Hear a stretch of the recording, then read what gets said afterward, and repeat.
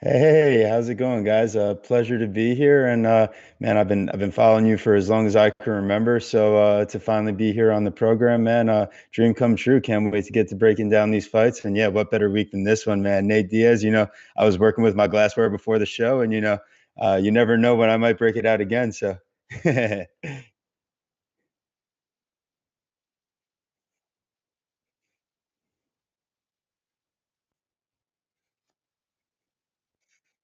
oh yeah,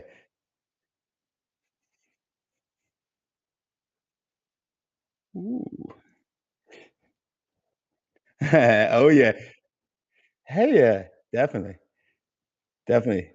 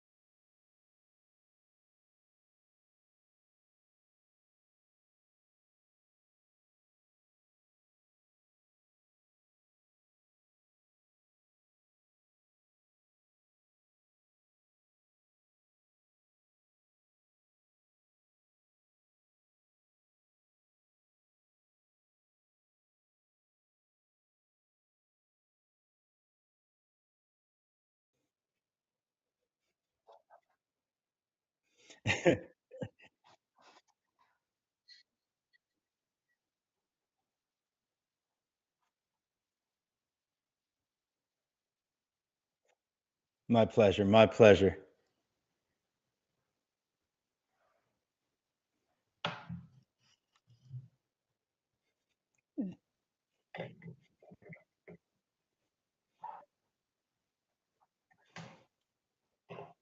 Yeah. Definitely. So, first off, at TB Scouting MMA, my amazing co-host in the background hanging out with me today, at Guru Scouting MMA. I had to drop by the laboratory, so we got him hanging out here too in the background. But yeah, so at Chronic Combat on Twitter, at Chronic Combat Conversations on Instagram. We do a weekly show. That's how we got started. Dan Tom, one of the inspirations. I really didn't get into MMA as much until they legalized sports betting in New Jersey.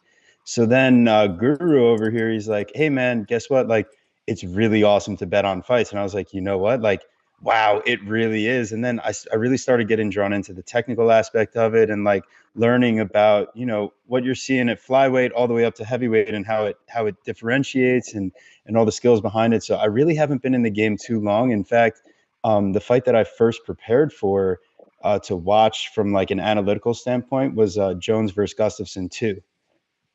So Guru was like, "Listen, man, you got to go back and watch the first fight. Tell me what you think." And that was like my first breakdown was watching Jones versus Gustafson 1.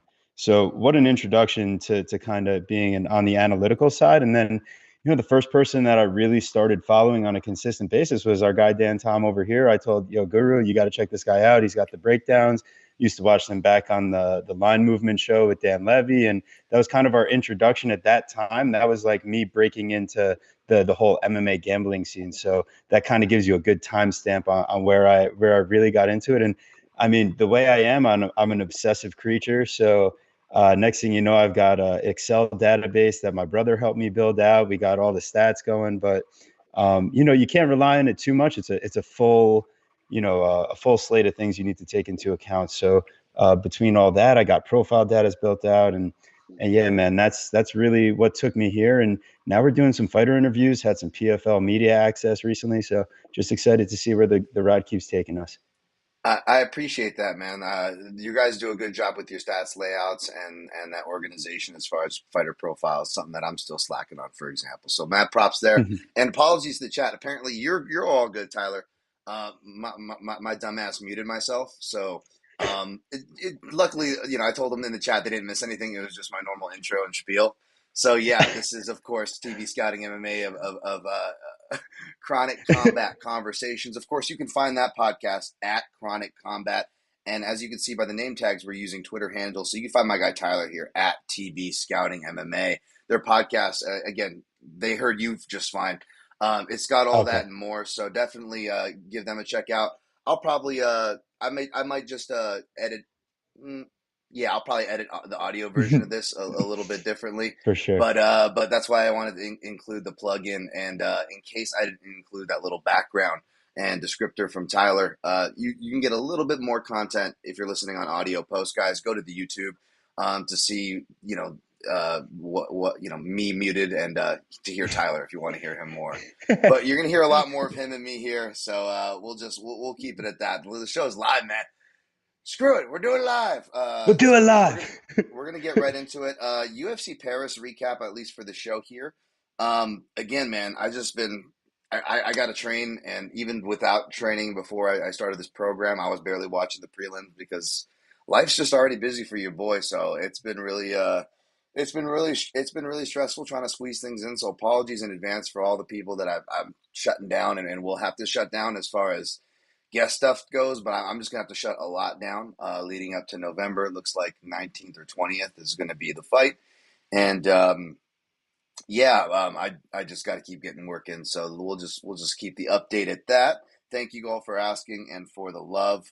But yeah, I did not watch much of this card. TB, did you watch much of UFC Paris? Yes. So as always, I ended up in the Guru Pad, which is where I'm at right now. We get together like a Yeah. bunch of savages every week, and this is the one where Guru broke out the mimosas. I was drinking some red wine.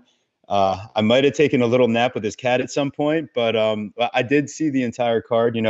Give or take a round here or there. Passing out. But yeah, no, it was an exciting one. So you could definitely lean on me here. All right. Well, I went 8-4-0 to recap results for this show overall. I'll keep this quick, folks, as quick as possible. 1-2 in straight plays. Granted, one of those was an ad. 1-1 in props. 0-1 in the long shot parlay, and 2 out of 4 legs of the round robin hit, which was almost enough to cover, because it was like the two. I even did the math, because I always do the low end math where I go, everybody wants to get excited and go, what's the max I can get? I always look at what's the minimum I can get. I think that's a little more healthier way to look at your potential winnings there, whether you're betting or deciding to bet or not. And yeah, that was Edgar by sub, which hit, and then I went to the gym right after that, feeling good. I'm like, sweet, we're 1 for 1 out the gate. Unfortunately, the house that's letting me round robin, they're making me choose now. It used to be the one house that actually had inside the distance props that were decent, but now all the houses, I talked to this with the analysis guys, they're making you choose, Parker. They're like Willem Dafoe from Spider-Man. Choose, like sub or TKO. And that's where I got burned with Saint Denis. I chose sub, and it was a TKO. I didn't watch that one too much. Um, Christian Quinones defeated Khalid Taha. I know that was a contested one with the old gambling Twitter, and you know me, if it's like that, I tend to stay away from those if I can help it. um, I think I was wrong though. Yeah, I was wrong on that one. I had Taha. Any comments on those first 3 fights there, TB? So I got to give a shout out to my boy Guru because he was on me all week about Quinones at plus money. I was on Taha, so mistakes happen, and you have to learn from like the biases. And I think really what it came down to was I was consistently looking for reasons to pick up Taha's game due to his level of competition, and sometimes the tape just tells you all you need to know, regardless of level of competition. Saint Denis, I was on the knockout. I thought that Miranda had really good grappling, so I thought that if a finish was going to happen, it would come there. So I was happy about that. And the first fight, yeah, I was silly on Perez, but yeah, that was basically that for those. Nice, nice, nice. Yeah, I want to shout out Guru too. That's definitely nice, and you guys, even though one was on the right side, one was on the wrong side of that particular fight. A lot of times with hosts or co-hosts or whatever, you can get real hive minds, real dangerous in this game. We Mm-hmm. can kind of put ourselves in a hive mind on Twitter, not even with the podcast, right? Not even just specifically to that. But so the fact that you guys can come out on the end and head to head, that actually says a lot. That Yes. gives me even more respect for you guys. So for what Thank you. that's worth. Thank you. Fair ZM defeated Figlac. I'm glad I stood my ground, even though it was a fight that, there'll be fights like this again, folks. I'm always honest when I don't do the study and don't have a solid read. But I ended up sticking to my guns because I needed a dog, and I feel like I'm in that situation here. Spoiler alert: not a lot of dogs I like coming up. We'll see if TB can change that or what he has to say. Finishing off the prelims has Hack Paras defeated McDessie. Did not watch it. Absupian Magomedov defeated Dustin Stoltzfus. Did not watch it. Any comments on the rest of the prelims there? So yeah, it was disappointing. One of our bigger bets, we had Figlak, and I think it was kind of one of those things where we're fading the guy in Ziem that had already gotten cut from the UFC. And I think we kind of overrated the wrestling of Figlak, and the size difference was apparent in how that fight played out. Next, we were head to head. I picked McDessie. He took hack press, so I ran the gauntlet yesterday on our show to make up for it. That's like our version of the shoey.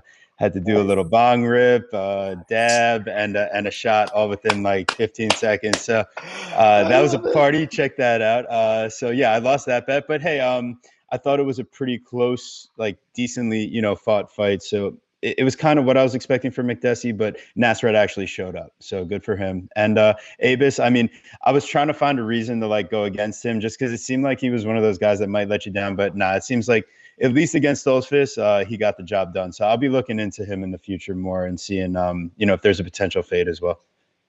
Yeah, your guys' podcast is one of my favorite dessert podcasts there because you guys have a good time, and I'm excited to go listen to it this week. You got a lucrative Yes. MMA on there, so I'm excited to listen to you guys chop it up. But back to this year program, we're going to go back to the main card. I want to give a shout real quick. I'll get to you guys in the chat. Just one to kick things off in the chat positively, as he always does before my no sound kind of messed everything up for the beginning part. We're back. We're good. Alvin Yakitori. Hello, honorable Mr. Tom. I hope you are having a great week with an exciting UFC 279 coming up in a few days. I wish all the fighters a good performance and that no one gets hurt afterwards. I love that message, man. I'm obviously much more sympathetic right now, having to put myself in these shoes to some extent. But I think it's an energy we all should keep regardless of our position in life. If we're enjoying this entertainment, always a nice positive note to remember. All right, main card. Nathaniel Wood defeated Charles Jourdain via unanimous decision. I did watch this one. It was an excellent fight. I was on Jourdain here. In Jourdain round 3. Gamblers I respect. To analysts I respect that don't even gamble like Jourdain. But we were all surprised because Nathaniel Wood really showed that, he can really focus on his game, come to life, and be a much more consistent pace, and make round 3 maybe his strongest round now, going up. Someone got really upset that like I complimented Wood, and I'm just like, I don't get it. Like if I don't compliment him, I'm a hater because I bet Jourdain. But if you compliment the person, like and they were like, oh, it was a close fight, and I'm like, I am that guy who argues and says, remember, it was a competitive fight. Like that is my fucking brand. Don't tell me Yes. that. And the tweet it had nothing. It insinuated nothing of the like. But again, it just. I don't know if it's because we had a week off of UFC TV, but like, dude, it was Right. like extra volatile, even for gambling Twitter. We'll get to the main event and all the people that attacked me for making a freaking pick. How dare you, Dan Tom? Come on. Yeah, how dare I pick a heavyweight dog? How Anyways, dare did you? you have a take on this? Any strong feels going in or going out, TB, for this Yeah, fight? Nathaniel Wood just thought the better grappling going in. Jordan has always been more kind of opportunistic, but people that can actually wrestle have had success in that department against him. So that's where we leaned, and we thought that Wood would be able more traditional boxing, whereas Jordan was more of the flashy kickboxer. So as long as he didn't hang out at kickboxing range and he was able to close distance and get in the pocket, like yeah, he was going to get touched. We know that, but up the weight class, I think his chin as we saw, it was definitely able to withstand what was coming back. And those trips, man, those are so nice. Nice, great job by you guys on that one, man. That Wood was Thank you. definitely a good grab. Everyone should be proud if you grabbed a piece of that. William Gomes, Takanori Gomes, illegitimate son on holiday, defeated Jono Aarons. Jono Aarons, I cannot stop talking like Henry Hooft. Majority decision. I know the 10-10 round was a big storyline of that. Shouts to Couchside judges, my guy Aaron Brownstetter. I know they gave that good time. I can't give you anything on that, folks. I didn't watch this fight, nor did I Mm. watch Roman Kopylov defeating Alessio Di Chirico, who apparently retired. Anything on those two fights, TB? Yeah, so Gomi, I knew was going to be able to take care of things in the wrestling department, but man, that triangle choke that was at the like 30 seconds left in the fight, and you're like, yes, I'm going to cash that Gomi by decision, and then you're like, oh no, oh no, but yeah, he persevered, so that was nice. Yeah, the wrestling I thought was really the difference between those guys, and then Kopylov, we were on to Chirico, just completely wrong side, but if we had known the dude had one foot out the door, I mean, that probably would have changed things because Kopylov did show up in great shape. It looked like he bulked a little. But we were just like, well, DeChirico, the wrestling, the better, more well-rounded game plan. But yeah, once Kopylov stuffed that first takedown attempt, it was kind of like, wow, yeah, this isn't going to happen, is it? Yeah, sometimes those dog of the weeks are spot on, even if they get drained out for all the value, like Kopylov did, getting bet all the way back. But yeah, props to anybody that was on that. I stayed away, even though I picked a Chirico, so I'll be happy enough with that. I just hate these fights, and it's funny. Like I got Gomis right, I got Mm. Horegi right the other week in San Hmm. Diego. But why I always criticize the matchmakers and stuff for like putting these random like meaningless middleweight fights or these random regional fights is because I plan to track everything, but there actually is a pick tracker that I keep in my main card, quick picks articles for UFC picks, folks. And boy, that thing it's not terrible, but boy, it's not impressive. And I can't help, and I don't want to be the excuse guy, but this is why I always trash the matchmaking because I'm like, oh great, you're putting these fights on my record rather than like the bantamweight and featherweight fights of proven products that I can actually make a pick about, that I actually personally care about, that actually means something in the grand scheme of things. No, let's not put that on the main card. Why would we do that? More heavyweights. More. Yeah, anyway, and it's just destroying my pick percentages here. No. Um, anyways, Nasruddin Imavov defeated Joaquin Buckley. I don't have anything to say about that. I think I picked Imavov, but I stayed away. Anything to say there, TB? We were kind of like leaning around a Buckley pick all week, so definitely happy that we didn't end up doing that. But yeah, still looking to fade Imavov in the future is kind of my ultimate idea.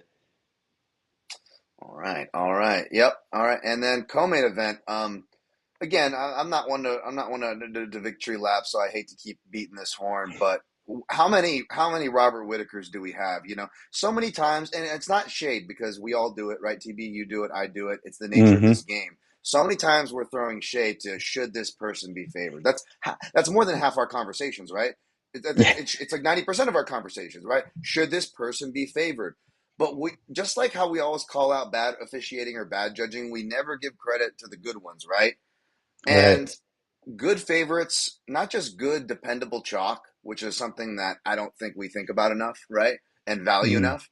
Especially us who love the dogs. Again, I'm talking to myself here, folks. I'm not throwing shade at you. This is toward me too here. Um, and just pound for pound talents. I think we're so used to like, oh, this person's uh champion, so then immediately they put them on the pound for pound list, even though I don't even know what I'm arguing about. I'm just going to take pound for pound. It's a stupid conversation, and it is. But Robert Whitaker is a fucking pound for pound talent, and everybody was getting mad at me for picking a heavyweight dog to win in round two, which he almost did, and the favorite even said I was knocked out. We'll get to that. And everyone's crying about illegal shots, which me being biased, not crying for a second about that, mind you, not crying for a second. But I will say, all this crying everybody was doing and coming at me, coming at everybody last week, TB. I think the real Hmm. minus 600 favorite was in the co-main event. Let's be real here. Yeah. And I felt justified. I was like, you know what? I can't go down with just the 1.35 because I opted not to parlay, folks. Even though the parlay I teased would have cashed with a bus Whitaker even at that point of the week. But I said, I had a little bit more exposure to Charles Jourdain, who lost at this point. And I'm like, how can I have a losing night, but a losing night where I expose more to Charles Jourdain than Robert frickin' Whitaker? What's going on there? Nothing Mm. against Charles Jourdain, right? But I mean, Yeah. a dog versus Hmm. again proven chalk, pound for pound proven fucking chalk. And I say minus 600 favorite. He was minus 800 by the time of round three, folks. So I'm Wow. going on the. I'm keeping it calm here, and I'm still knocking the point out of the park pre and post. But goddamn, Robert Whitaker gets so much shit. There's just, and don't get me wrong. There's a lot of people that I respected that took the Vettori shot, and I like Vettori. So please do not take it that way here. But Robert Whitaker, especially in the betting community, ever since, and not even in the betting analyst community as well, folks, not just bettors, the analysts as well do this. Where since the Yoel Romero fight, it's tiring. And you know what? Maybe he gets put against Paulo Costa, and Paulo Costa does his own version and catches Whitaker with a left hook or something, right? And maybe that happens. But every fight, whether it fit the bill or not, we have to hear, oh, those fights with Romero changed him. It's like, like Romero is the guy that doesn't even know how many rounds is in a round. You know what I'm saying? Like, how much are we gonna, that was half a decade ago. How much are we gonna let that bleed and let it cost you money and realize that not only was the opener minus 250 a steal, not only were it got, kind of subsidized during the week to minus 230 was a steal, but then you got the discount down to minus 190 or minus 205. What? This is minus 600, minus 800 favor here, folks. All the stats were there, so I couldn't keep, anyway. So I had to do a 3-unit ad, which is like a hammer for me because I'm cheap, folks. You guys know I don't lay a lot, but I'm like, even me, I almost had, including the round robin, I almost had half a grand collectively with Robert Whitaker's name attached, and I still feel like I left money on the table. So I'm still shitting on myself too. I'm not shitting downward. I'm including myself here, folks. TB, I know I went on a rant, but any thoughts on that? No, you're good, man. Listen, you and Guru were on the same side. I was just like Marvin Vettori, a blockhead, I'm not, sometimes, so I told Guru this after last week. I was like, dude, I think there are some times where I'm just too much of a hipster. I'm too much of a hater. And it's like, I'm always trying to be ahead of the curve when it's like fading guys that are popular and stuff like that. And I feel like it's been to my detriment recently. So not that I'm going to adjust the steering wheel too hard, but I told Guru, I'm like, listen, man, like if there's ever a moment where it's like, I sound like I'm just being like a hater for the sake of being a hater, like, last week, I lost. I kept us from making units on a Whitaker by decision play. That was there all day long, every day, and we end up with 0 units on the fight, which is fine. Better not to lose anything, but still, yeah. That I like you're saying now. It digs where I'm like, that it's money on the table, man. Definitely something we could have cashed on. No, I appreciate you saying that because I've had that same thought lately. I had that exact same thought you're saying for a fight coming up. We'll talk about it and we'll see if it was good to go the way that I went, right? But I think we all do that. That's why, like, coming off UFC San Diego was one of my biggest betting nights since fucking Kane and Verdum, right? Mm-hmm. And what have I done since? I've went super conservative and I picked a lot of chalk, even though I had a big night picking a lot of dogs, and I've been doing well picking dogs. It's just one of those things. It's easy to get on those trends, but you just got to remember. Let's look at what's in front of us. There's what we like. There's what's hot. It's that can be distracting. That can be misleading. You just got to remember it. Just like when you're breaking down these fights, it's matchup dependent. We got to wipe the slate clean and look at the matchup. Winning streaks can be deceiving. It doesn't matter. It's who are they facing now, right? And Yes. I've been having to fight that urge too, where I'm like doing almost mental gymnastics. And after I jump through like the 45th hula hoop on making a path to victory for this guy, I'm like, wait a minute. How much calories am I expending here for this to happen? So it happens to the best of us. And yeah, it saved my night. Again, it wasn't a big night or anything. I pretty much broke even at all houses. I think I came in like a few over, in 2 houses and actually like a couple ducats short in 1 house. So that's why I said Mm. practically break even. I'm not trying to, Yeah, but I yeah. just got a lot of crap to finish this recap. I got a lot of crap, and then I'm going to jump over to the chat, folks. I've Yes. not forgotten about you guys. Got a lot of crap for my main event pick, man. Like I couldn't be more respectful. Again, people were like quote tweeting a utterly respectful tweet that had an article and video attached where like I repeated the same sentiment. I repeated it on an audio podcast. I repeated it in my main card quick picks and prognostications article. That's like 5 sources just off the top of my head of multiple mediums. They said, don't follow me off a cliff. This is just what I think, and I show my work, And sure enough, Tai Tuivasa showed, again, not amazing footwork, but what did I say? You don't have to have Cyril Gahn fancy footwork to qualify as amazing footwork. Sometimes just cutting the cage, being measured, and being in position to counter is good. Leg kicks left hook, cage positioning, round two. Like, you can name all these things and get them all right. Check, check, check. But it's such a volatile game. A losing bet is ultimately a losing bet, and I lost. And I was ultimately impressed with Gon, with his body kicks. You guys know I'm a big body kick fan, and again, I'm not a Gon hater. I just we had to see that out of him, and it took that kind of performance. And again, I saw enough to see myself validated. That's why I sent out that tweet. That's usually not me. I'm not trying to like feather the nest and go, oh, to make myself feel better. You know, it's not my game. I just got like an unreasonable amount of crap for making a very fair pick where I still laid out the path to victory for both guys. So I had to. So when it literally came to fruition, just about, even the winning fighter says, "Yeah, I was knocked out." Um, you know, even though I lost the bet, I don't feel that bad about it. Am I talking shit here, TB? Is there something to what I'm saying? No, man, What do you got?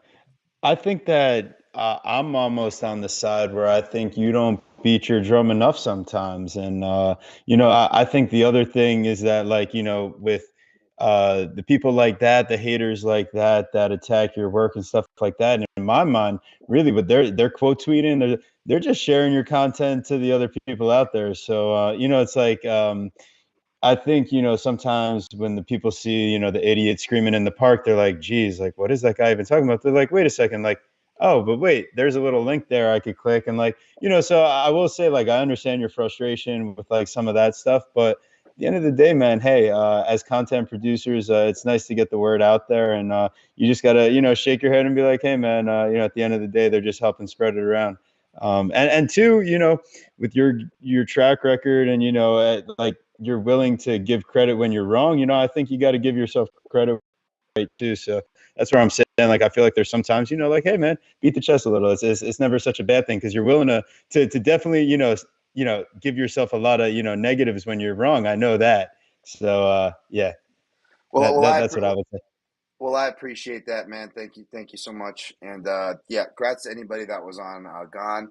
Congrats to Gone. Back to the chat. Thanks for the love, James, Kendrick, Sammy, Arnett, Rio Sozin, Trusdale says subscribers only today. Yeah. Speaking of haters, even though I should have shut him up, considering considering the results from their results to mine, which again we're anything to brag about, but again at least my analysis was spot on, and didn't cause anybody to lose any crazy money. But because again, we all make our own choices here. But yeah, that, and then also too, just to grow the channel, it just makes sense. It's like if you're gonna watch and hang out, and why don't you subscribe it at that point? You know what I'm saying? Like Mm-hmm. if you're gonna spend time of your day actually on YouTube, which I appreciate, it's like I don't post. This channel doesn't post a lot, so it's not like I'll be flooding your feed or anything. So kind of just makes sense, right? It's an easy way to support, like, and subscribe. So hopefully you guys don't mind. I don't see any negative to it. I don't know if you guys do that over there at your channel. Feel free to plug as much as you want. Yeah, we don't. So yeah, I mean, people in the chat, Chronic Combat Conversations. We had Brady Heastan on this week for his first interview since his fight announcement, making his debut. But yeah, I think we haven't done that subscribers only thing. But the way you put it there, that actually makes a lot of sense because I feel like we've definitely had some people stop by, and we had like an Andrew Tate impersonator yesterday, so that was annoying. I accidentally booted one of our friends, Mushroom, out of the chat, so like it is annoying. So you might as well make it where only the people that are going to actually be willing to subscribe to your channel. That way, they're the ones that can add to your content. Yeah, and if they really want to troll, they got to burn even more calories, and at that point, hopefully they'll just like with the overly making the case for a dog. Hopefully, at that point, they'll stop themselves and be like, "What am I doing here, man? Like, what am I doing here?" Because there's better things in life to do than that. Jin Karasu, the Team Magnum squad is here. Yeah, Zhang Wei Li, 2022, go Dan, and Drake Riggs. I reached out to Drake Riggs. We're gonna collab on something. I got the invite to his show, so he's over there on Tuesdays during the daytime. Shout out to Drake Riggs. Hopefully, I'll be able to join him after my fight camp. Again, I'm shutting a lot of stuff down, but any excuse to get Drake Riggs on, I gave him the green light and carte blanche to pick whatever he wants to do, top five recap or breakdown. Makato Kiyogoku, Dan, how excited are you for Zhang Wei Li to get her belt back in 62 days? I love it. I love it. Yeah, man. Me. I'm Team Esparza. She's the goat. of all divisions, female, in my opinion. But wink, wink. But no. Yeah, I'm excited for Zhang Wei Li. Uh, Alvin Yakitori, I am looking forward to a great chat and a wonderful, well thought opinions in the chat box from both of you. Hey, thanks, Alvin. We've been having some great shows here, thanks to people like you and your inspiration, Alvin. So appreciate you, sir. Kendra Shield 840. Congrats, Dan. Keep it going. Thanks. Trying, man. Trying. Hey, my man, Ghost Phantom. I definitely want to give Ghost a shout here. Question here. What do you recommend against a person who likes to shoot under your right hands Hmm. with head inside doubles and singles? Well, I'm not throwing right hands a lot. As far as I'm guessing from Orthodox, since I'm in a close stance matchup. Yeah. Um, honestly, ooh, honestly, having that watch Gaethje, go watch Gaethje slow motion.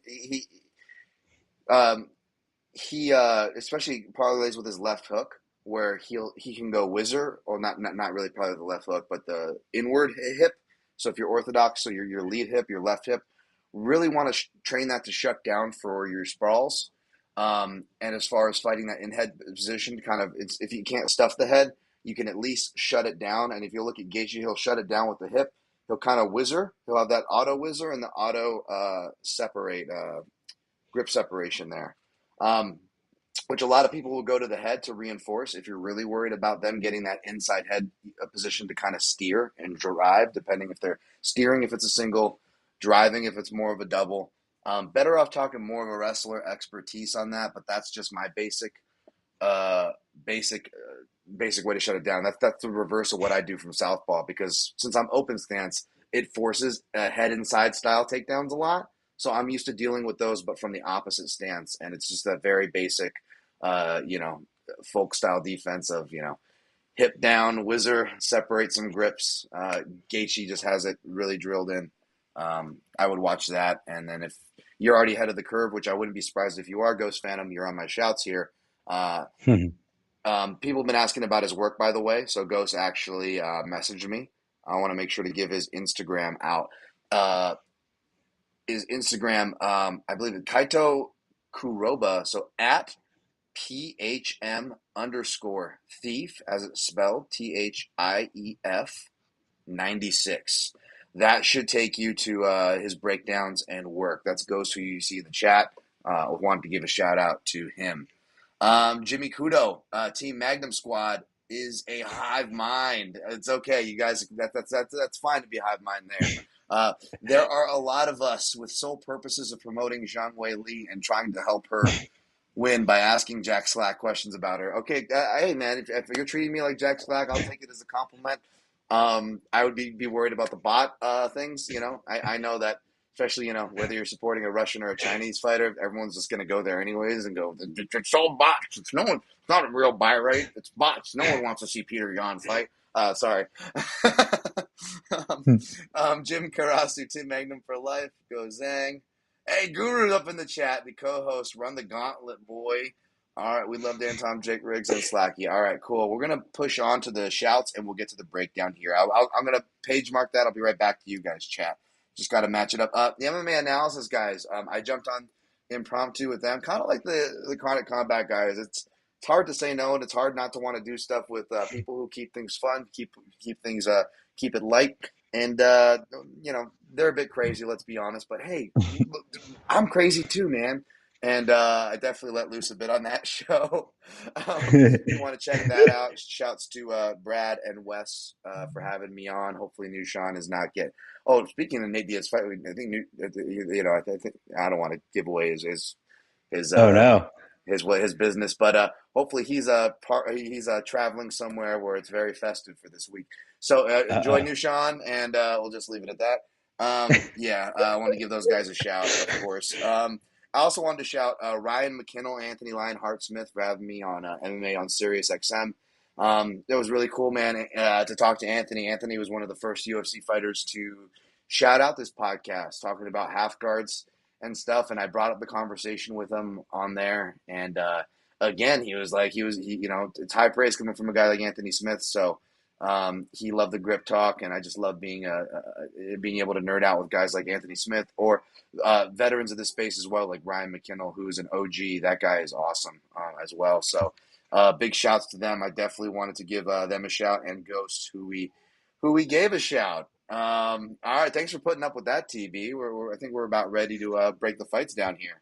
Hell yeah, my brother. And in that case, we got to get the glassware out, in due time here. So we'll get the party started, man. Feel Let's free, go. man. This channel, it's all welcome. It's all welcome. It's just a lamp. If any YouTube censors are watching, it is just a lamp. Just a lamp. He is like Brick Tamlin. He loves lamp, folks. I Um, love lamp. I Yeah, I have lamp wasn't not quite full. Here we go. I honestly have no lamps in this room. Otherwise, I would probably be joining. Especially for my hand. Oh boy. But no. Yeah. I've already taken care of my errands and groceries earlier. Yeah, buddy. All right, now we're All right, let's partying. Main go. card time. UFC 279. Uh, Khamzat Chimaev versus Nate Diaz, or UFC 279 Nate Diaz versus Khamzat Chimaev. However you prefer. We know the version that's real. Uh, I still got Oh, to check my baby. breakdown video. I might have slipped and said the other kind of version of him, but anyways, Oopsies. uh, what the heck are the odds? Because Best Fight Odds doesn't ever have anything in the Oh, woof. right place. Is he still up at fourteen It's a hundred minus on your account? 1150 and plus 750 now on the comeback. Jeez. It's a lot.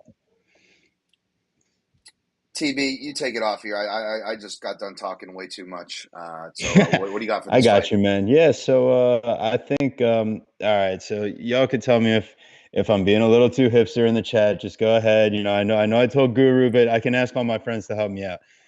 That doesn't mean I'm taking Nate Diaz. So listen up. Chimaev, he's going to win here. We saw the way Diaz is showing up in his pictures. I mean, it's very clear he's getting out of his UFC contract coming into this fight. But that's all narrative based. If we go to the tape, you watch his fight against Leon Edwards. I mean, Leon is picking him apart from range, but he's also ragdolling him in the wrestling department, where Nate's kind of rolling for legs, doing stuff like that. Yeah, it looks like he could survive in a lot of departments if he comes in his best shape. But when you look at the pictures side by side of him coming into the Leon fight versus the UFC pictures that they take coming into this fight, man, someone posted online. Guru sent it to me, so shout out whoever that was. But yeah, there's a distinct difference, and I know that prime Nate Diaz is not giving up a rear naked choke. But this Nate Diaz saying, hey, you know what? I want to do some boxing. I want to do whatever. I don't want to take too much damage. But yeah, I mean, this fight's not going the distance. And you don't want to play Chimaev as minus 450 inside the distance, to get a finish. And you don't want to play Chimaev minus 150 by knockout either. I want Chimaev by submission at plus 225. That's where I settled. And maybe it's a little hipster, but if you're getting plus 225 on a guy that's 50-50 on his finishes in the UFC, whereas his other finishing methods minus 150, I think there's a lot of line value there. And I think Nate will give up a rear naked choke in this one. Yeah, it's funny you say that. I was again not to name drop, but just I was on the show. I was talking to him about this in particular. It was Anthony Smith, and his notes lined up with mine as far as Nate turtles a lot and gives a lot of back exposure.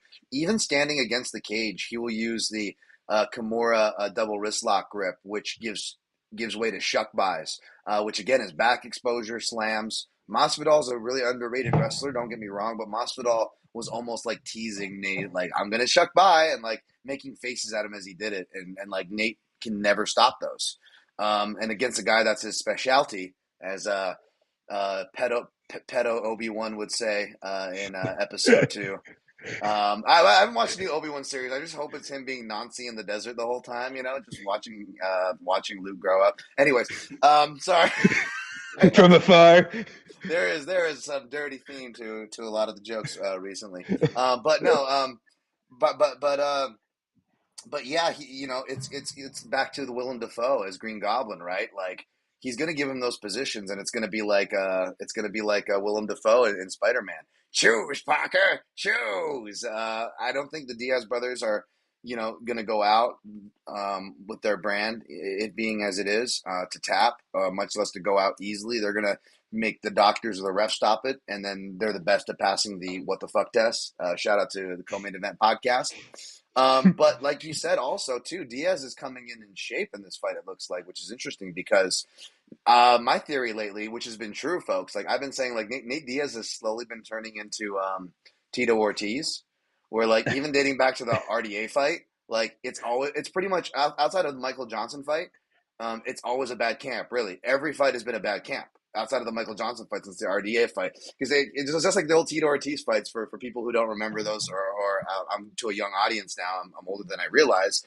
Tito Ortiz, every interview, it's just like, I had a C7, I suffered a C9, I suffered a, like the whole post fight was him listing all the injuries he was dealing with in camp, and like Nate's version is just like whether he wins or loses, yeah, I can't fucking spar, it's just, and he just trails off, right? Like every time he can't spar, I was on a boat, I couldn't spar. You guys just fucking cut. I just never go through on my right side since Kurt Pellegrino. And I remember, by the way, when he fought Kurt Pellegrino, that was the first time where I was just like, dude, is this guy stoned? Like during the fight, like how hard did Kurt Pellegrino elbow from the crucifix? Because Nate was just like, what's that, Denver? Yeah. So yeah, I don't know if we're gonna get that, Nate. We'll talk about the uncle at the barbecue, Tony Ferguson, as far as the new evolutions of fighters go. But yeah, are we getting Tito Ortiz, Nate, or not? Here's the thing: I'm picking Chimaev, and I'm picking Chimaev round 3. I don't think it gets out of round 3 because even if it goes that long with Diaz doing well or Chimaev being one-sided traffic, that cut on the right eye that I just referenced is going to probably stop the fight. I also got round 3 as a net from round 2, like we saw with Masvidal and Nate. The fight should have been stopped in round 3, but a lot of times, right, they'll call the doctor in after the 45-second respite. Mm-hmm. So if you're counting for a doctor stoppage, sometimes picking the round after the hot round, right?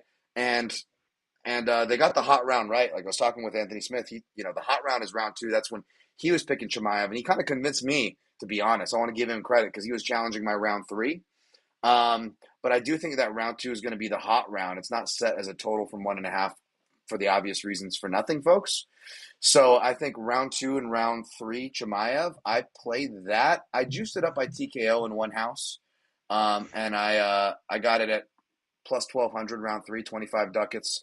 Plus 475 round 2, 25 ducats. So only a half unit exposure. A decent plus money. And then here's what I did to be crazy. This is a really dumb R-word shotgun spray. It just makes no sense. So take what you like from it. You don't have to follow me. But it's so complacent. It really is a hard fight to bet. But if you really want to throw money away, and you really like Nate Diaz, you don't care about throwing money away, his most lively round is going to be round 2. That's when Chimaev lost on all 3 cards to Gilbert Durinho Burns. Durinho is able to coax him out of that battle. And even though Durinho is more of an athlete, higher ceiling, more dangerous than Nate Diaz is still a really good finisher with good finishing instincts and a veteran that knows what to do if someone gets hurt, tired, or puts down the proverbial pack. And round 2 is the round to put down the pack, especially when you're aggressive. Whether you gas out and stay gassed out, or you're like Chimaev and you can get a second win, but you're going to have you have to, like Aldo, some of the greats are this way, right? Those athletic greats, they have their pockets of recovery. So you got to bet the pocket, right? Inside the pocket. And a guy that can pick up the pack, right? It's not about tactics or this guy throws this, sometimes I can throw this. That's part of it. But sometimes it's just a pacing game. Just like they say, your black belt turns into a brown belt once you get tired.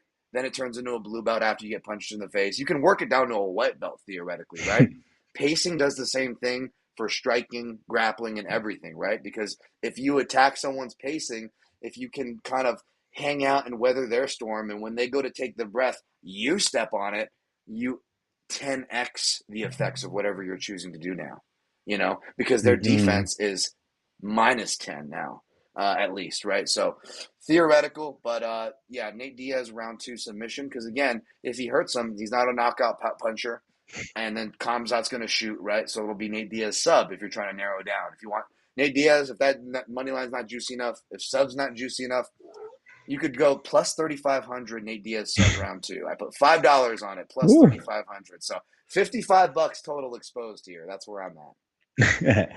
Well, fair enough, man. I think where we ended up as a team on Chronic Combat, our official play is probably going to be the over 1.5 at minus 155. Um, just think that Nate is going to have a level of survivability here, and yeah, the boxing, it should be solid enough, and he does have a chin. So, but yeah, I'll have my little degenerate sprinkle on that Hamzat sub, but I'll probably go down on the ship with that one. That's not going to be a big play. Nice, man. Definitely shout you guys if that hits. Back to the chat before we continue on with this breakdown. Thanks. Be sure to hit the subscribe button if you haven't already, or if you want to participate, hit the subscribe. Please, it makes no like you wait like 5 minutes before you can start like making those ball sack penis things in the chat. What is it, like #B? Dan, don't encourage your listeners to pollute your chat. This is why I'm terrible, folks. Rio Sozin Tresdale. We talked about this on Drake's show. Do you guys think that this card is filled with manipulative, one-sided matchmaking? I know we have to be positive, but I am not watching this card legally. I'm going to forget you said that last part. Not that I'm judging, by the way. Just, protecting you. But, yeah, I mean, again, I will say this before I throw it over to TB. Spoiler alert, I'm on a lot of favorites here, if that means anything. Where were you at, TB? If you don't want to give away too much to answer this question. Yeah, no, I tend to agree, and I've been trying to adjust to a bit more of a dog hunting approach overall.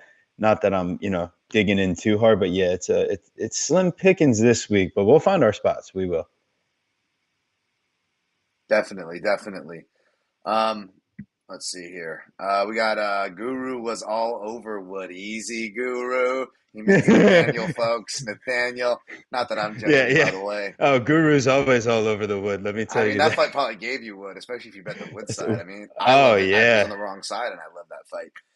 Kendra's Shield. This is cool. I love that there are so many Zhang Wei Li fans. She's gotten so much hate from YouTube and most MMA media. Absolutely. That's another reason why I welcome. I will gladly be adopted by the Drake Riggs and the Magnum Squad for that reason, especially because I definitely was vocal about that, and I'm hope that it's changing too. That's awesome. James Kendrick, how does one take advantage of a fighter who backs up a lot and waits for the opponent to attack to shoot a double leg? I will second this answer to Zhang Wei Li's coach, Kai and the Hickman brothers. Yeah, they're much more better to answer this than me, by the way, folks. Please, if you have access to any MMA coach or like legit coach, ask them. But as far as me answering it, how does one take advantage of a fighter who backs up a lot and waits for an opponent to attack to shoot? Considering that's kind of like what I like to do, and my opponent might be watching this, I don't know if I want to answer that, even if I knew the answer. Which is there's some truth there. No, but honestly, feints, and counter wrestling shots. If you listen to I've talked about this before, but you heard it from the horse's mouth. And I mean that out of respect, obviously. Eric Nixick, a couple shows back, folks. If you want to go listen to that 278 breakdown, he talks about counter wrestling shots, the uppercuts, body shots, front kicks. Things to kind of deter the shots as well. So not just feints, but there are strikes coupled with feints. Not just being smart with your footwork and not like rushing in and giving your hips, obviously, right? Where you're like almost asking for someone to take you down. That's my basic answer. I really suggest you go ask Coach Kai and the Hickman brothers. Those are fantastic resources if you can. Gaia, Night Lord. Man, the Drake Riggs crew loves Dan and Drake. Love to see it. I love it too. My guy Robbie G. Rob Grief, new level. Roger Silva, even though he's such a letdown, that will never get old to me. I love it. I love it. Jimmy Kudo, we called the Robert Whitaker play last week. Clinic decision by Whitaker. Yes, we did. Shout to you, Jimmy Kudo. Jin Karasu, Robert Whitaker is pound for pound talent. So is Israel Adesanya. However, after watching Whitaker versus Vettori, 185 is not a good division. Yeah, 185 gets a lot of hate. I got love for some middleweights, so I criticize enough in my article, so I got love too. Last one here, so we don't get too off course. I'll end on one of the next two actually, because I see my man Mark Fellows down there. Ryu Sozin Truesdale says, to build off Dan's point on Yoel Romero changing Whitaker, Zhang Wei Li came back better than ever after losing to Rose back at UFC 261. Different instances, but yes, that a quick instance versus a war, but still a fair point. Mark Fellows, of course, I'm here. Rain, hail, or shine. Mark Fellows, my man, one of the real fighters showing up, man, fighting Fellows. the good fight. We love you. We love you, Mark, and with your Rob appreciation. Okay, we're gonna get back to the breakdown here. Co-main event time. Li Jingliang minus 305, Tony Ferguson plus 255. Man, a lot of people I respect on Tony. I love Tony. He's one of my favorite fighters to break down. He's one of my favorite fighters. But I find myself on the Lee side. Before I get into my reasonings, where are you on this? Because I'll be happy to be wrong here, obviously. Yeah, so what I was kind of saying the other day, when I was breaking this fight down originally is, I love Lee at that plus 200, and then you get him as his knockout is like either plus 400 to plus 600. I love Lee as the underdog. It's one of my favorite plays. But just seeing Lee as a minus 305 in a fight where we expect him to be taking place like most successfully from distance. And I don't think Tony's at too much of a disadvantage, especially like, pace wise, he should be able to keep it up. I think the biggest thing though is that the speed of Lee, the size of Lee, and the power of Lee should be the difference makers in this fight. And that's where Lee at minus 305, I don't want to lay the money line. So it's like I'm trying to find any which prop I possibly can to make this thing work, without having to take Tony Ferguson as the plus money. Because, like, I think the one way Tony Ferguson wins this fight is if Lee goes for one of those takedowns that he shouldn't be doing in this fight. But yeah, I mean, listen, that Tony Ferguson by sub, that's like the one way I see it happening. If you were like, oh, yeah, and plus 800, like that's crazy for Ferguson. There's no way that I can do that though. So we need to come back to reality, and it's the Li Jingliang. The thing we like doing on our show is doing like the over 1.5 parlay to the fighter.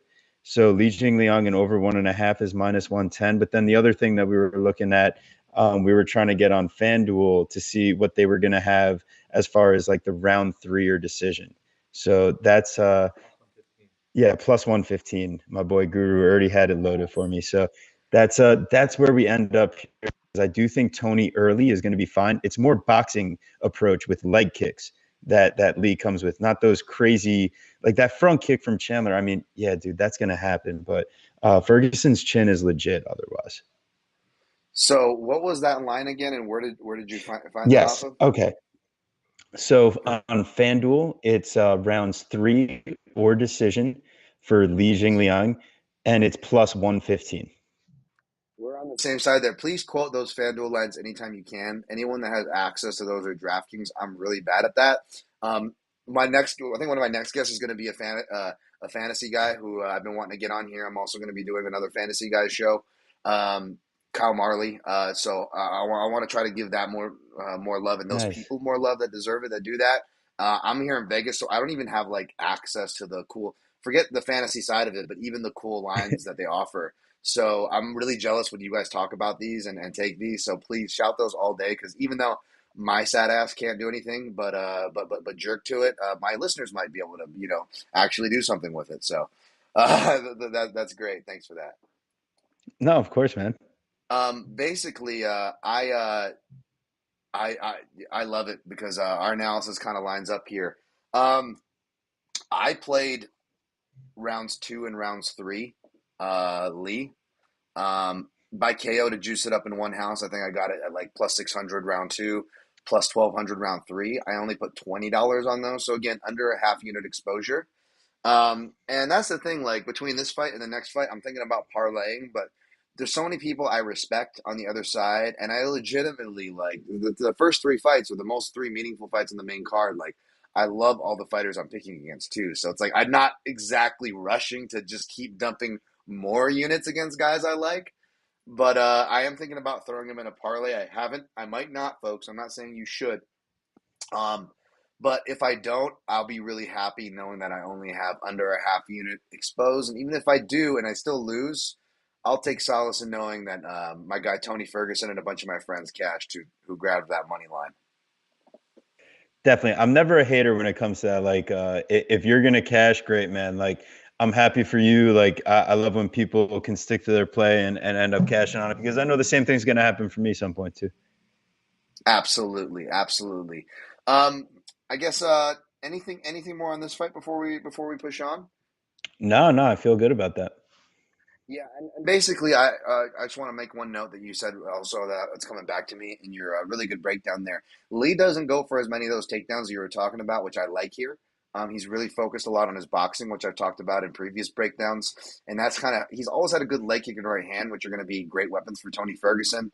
I know Lee was spotted wearing a leg sleeve. Sometimes that just doesn't mean anything. Like sometimes you're wearing it for a cut. Sometimes you're wearing it for like reasons that aren't even like your knee. Like I've been wearing a lot of like sleeves for different reasons for cuts and Mm, stuff. Actually, when I'm training, or when I'm mm. shooting, it just I'm like, why damage my knee further than I need to, right? So you always got to be careful when you see those things. And Tony Ferguson, we know, has leg problems, and we haven't seen him with his shirt off. I was going to ask you that if we saw any of those photos yet, Oh, because I Ferguson. yeah, I have a feeling he didn't pack on quality weight, and that's what's also scaring me too. I don't Yes, trust him not too. quality. I've seen this guy eat in his prime in camp, and he is and Ooh. I don't mean this, in a bad way. I just, for lack of a better word, I want to be real sensitive, but let's just say like. Toward Ferguson or anybody that seriously struggles with schizophrenia, but like his diet is about as schizophrenic as you might think it would be. It looks Wow. like Yeah, man, like I'm telling you, Guru sent me that side by side once again of like what he looked like in his last fight at 155 versus what he looked like in this fight at 170. Very similar to like the Diaz comparison we had earlier. And yeah, man, it did, like you said, it doesn't look like the good type of weight that he added on. Only 4 months after that knockout. Yeah, I want to take Tony at this line, but you just can't, man. All the things just don't add up to Tony. yeah, I know what you mean, man. And the crowd will be on his side for what that's worth, but I don't know, man. Lee's training also at Sanford, and he's at the Strength and Conditioning Institute with the same one Gilbert Durino uses, and just training with all those killers. So he's got respect for the Darce choke. Yeah, I'm on Lee here. All right, next fight we got Kevin Holland minus 195, D-Rod, Daniel Rodriguez plus 165. Some people I respect are picking Rodriguez here. Kevin Holland is definitely a guy who, we're not seeing the minus 400 lines here, but he's been getting those since welterweight. And I've been waiting to catch that trend speeding. So I was initially looking at D-Rod. It's tough. Kevin Holland's southpaw record is 7-2-1 with an asterisk. He probably should be 6-4, but again, some of those are like with Gerald Mearshart, where it was a grappling fight that he probably lost in me and many's eyes, as opposed to the striking threat that Daniel Rodriguez is going to bring. D Rod will shoot occasionally. I imagine he will shoot when he's hurt because he's got a decent shot, although it's not a part of his game. Um, and that's part of the reason why I think that Holland, I'm going to pick him by sub. And again, it's one of those things. He's a classic guy. He's choose, Parker, choose TKO or sub, right? But here's the thing. Um, this fight, it's either going to end early or it's going to be competitive where whether you cash your Rodriguez ticket or not, you're not going to look completely stupid at the end of the day, even if you lose. I think it's going, Hmm. he's going to make it competitive, right? But the thing Yeah. is that first round, now Holland gets finishes all over the place. It's not like he's a first round guy per se, but here's a trend that I noticed with D-Rod. D-Rod gets hit a lot in the first round. He's like a guy who we'll talk about, Hakeem Dawodu, who in the first round for whatever reason they're just kind of getting their senses. That's just when they're most available to be hit, right? And that could happen. That could definitely happen here. That's what I'm seeing, especially the open stance. Kevin Holland's pinpoint cross. A lot of people have been able to hit D-Rod with that early on in fights. He's able to recover. I hope Kevin Holland's not underestimating him. It's definitely a worry, which is why he's on that cuffs where he's a usual suspect as far as the lineup. Who do I want to parlay if I want to parlay at all? He is on that list, folks. Does that mean I'm going to pull the trigger on him? No. I'm definitely not rushing. I haven't been rushing a parlay in general for what that's worth. Hmm. But he's kind of on the flux. So what I did do was I played Kevin Holland round one at plus 325. for 0.33 units, so a third of a unit, and that's what, like roughly a unit, just over a unit return. And then Hmm. I put a small point, you know me, 0.17 U, Oh 0.17 yeah. U on Kevin Holland round one submission plus 1400. So both could possibly, yep, load the bullets, yep. Yeah, yeah, Uh, load so them both ducats. Yep. so both could possibly hit. And again, I'm only exposing, just like the other two fights on this card that we went through, I'm only exposing max a half unit so far, really roughly a half unit. So that's all. That's all I got. I don't know if I'm going to parlay him, but right now it's Kevin Holland round one is what I'm targeting. Nice. Yeah, hey man, we're on the same side again, and I think I might be crazy enough to go ahead and parlay this one because I've been looking at that, that DraftKings parlay with the Holland and over 1.5. But man, I'm so sketched out because that's the thing. Before I did tape, I was like, oh, like Guru Daniel Rodriguez, are we laying him? Like, should we get on him before the line moves too much? Like, why is he plus 165? But yeah, I mean, it makes sense. When I finally got down to looking at the stats and everything, I mean, yeah, he's got a good grappling game, but at the same time, he's also only shot zero point 0.8 takedowns per 15 minutes. This is where the stats help out because you think of something in your mind, and then as you're watching the tape, it kind of just helps confirm, or it's like, ooh, they don't match up. I need to dig deeper. So yeah, I was like, wow, D-Rod's not shooting, and then two, he gets hit way too much. So yeah, his distance defense might be somewhere around the same level as Kevin Holland's. Like they're only a few percentage points difference from distance specifically, but Kevin Holland, his opponents can't throw it as high of a pace because of the disadvantage in the reach. Whereas Mm, D-Rod, his opponents are able to get in and put a pace on him. So you add up the fact that Kevin Holland is also a guy that outpaces his opponents by 4 strikes per minute. You put all those pieces together and you just see Kevin Holland putting on a performance on the feet. And D-Rod, the only time he's actually going to shoot is if he's compromised. And we see that Holland is a guy that's been improving his takedown defense and his get-ups. And D-Rod just faced a guy that could be in between a 155 and 170, whereas Kevin Holland had been fighting at 185, regardless of where he should have been cutting to. He was facing the big boys. So I don't think Rodriguez is going to have an advantage in any of that. He's given up 7 inches of reach, two yep. inches of height. So just everything adds up from tape to stats. And I do think that Kevin Holland minus 195 is a parlay piece. So it's just about, like you're saying, because we're on so many favorites on this card, you really have to be careful about which guys you're choosing to put together, because there's going to be a landmine somewhere. And I'm hoping that we pick the right ones as our dog hunter status here. But yeah, Holland, he will be a parlay piece for me. But I like the way you're looking at this too. I love that submission idea if this is going to end inside the distance because D-Rod's tough. Yeah, D-Rod's tough. We saw that Dwight Grant fight again, another long fighter who tagged Whew. him early, right? Rocked him early. And Mm-hmm. D-Rod will wrestle back to his base. He'll give his back. Dwight Grant's not a submission threat, but Kevin Holland would have put him away. He wouldn't have let him back in. He would have submitted him at that point once he started kind of zombieing back to his base. Go ahead, TB. No, I was just giving you the yes, sir. That is exactly it. Like that's where your round one and the submission prop both come into play because as we saw with Tim Means, Kevin Holland is opportunistic and he's got the long limbs to fit in those chokes and cut off the arteries or get on the trachea a little bit easier than guys that don't have that type of advantage. Yep, definitely, definitely. All right, so again, I'm on round one. Uh, I'm on round one there at plus 325, and then 1400 round one sub. All right, I'm gonna catch up a little bit on the chat. Let's see here.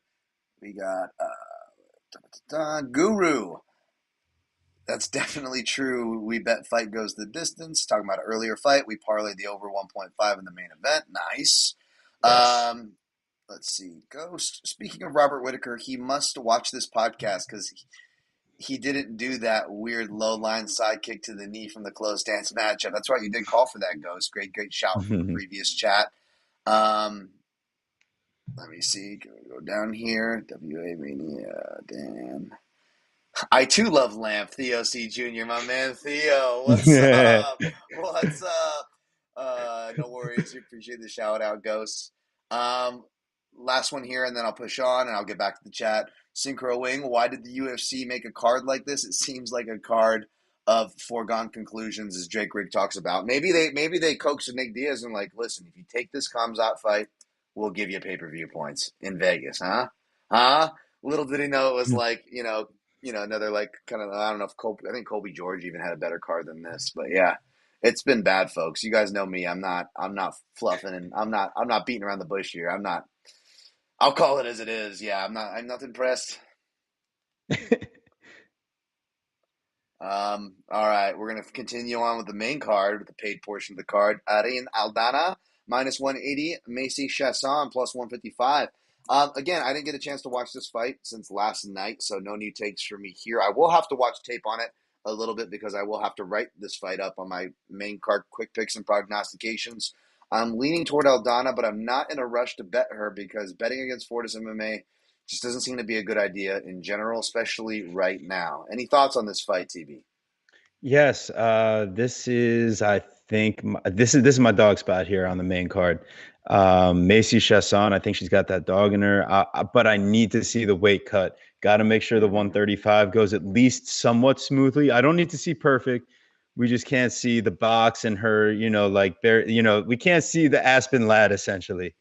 But I would feel good, just making sure we get that cut down. So tomorrow morning, the line's not going to jump anything crazy, but I will think, face offs. I think it's going to be super interesting because Chasson, she should have a bit of an advantage here when it comes to the size. She's got 2 inches in height and about 4 inches in reach.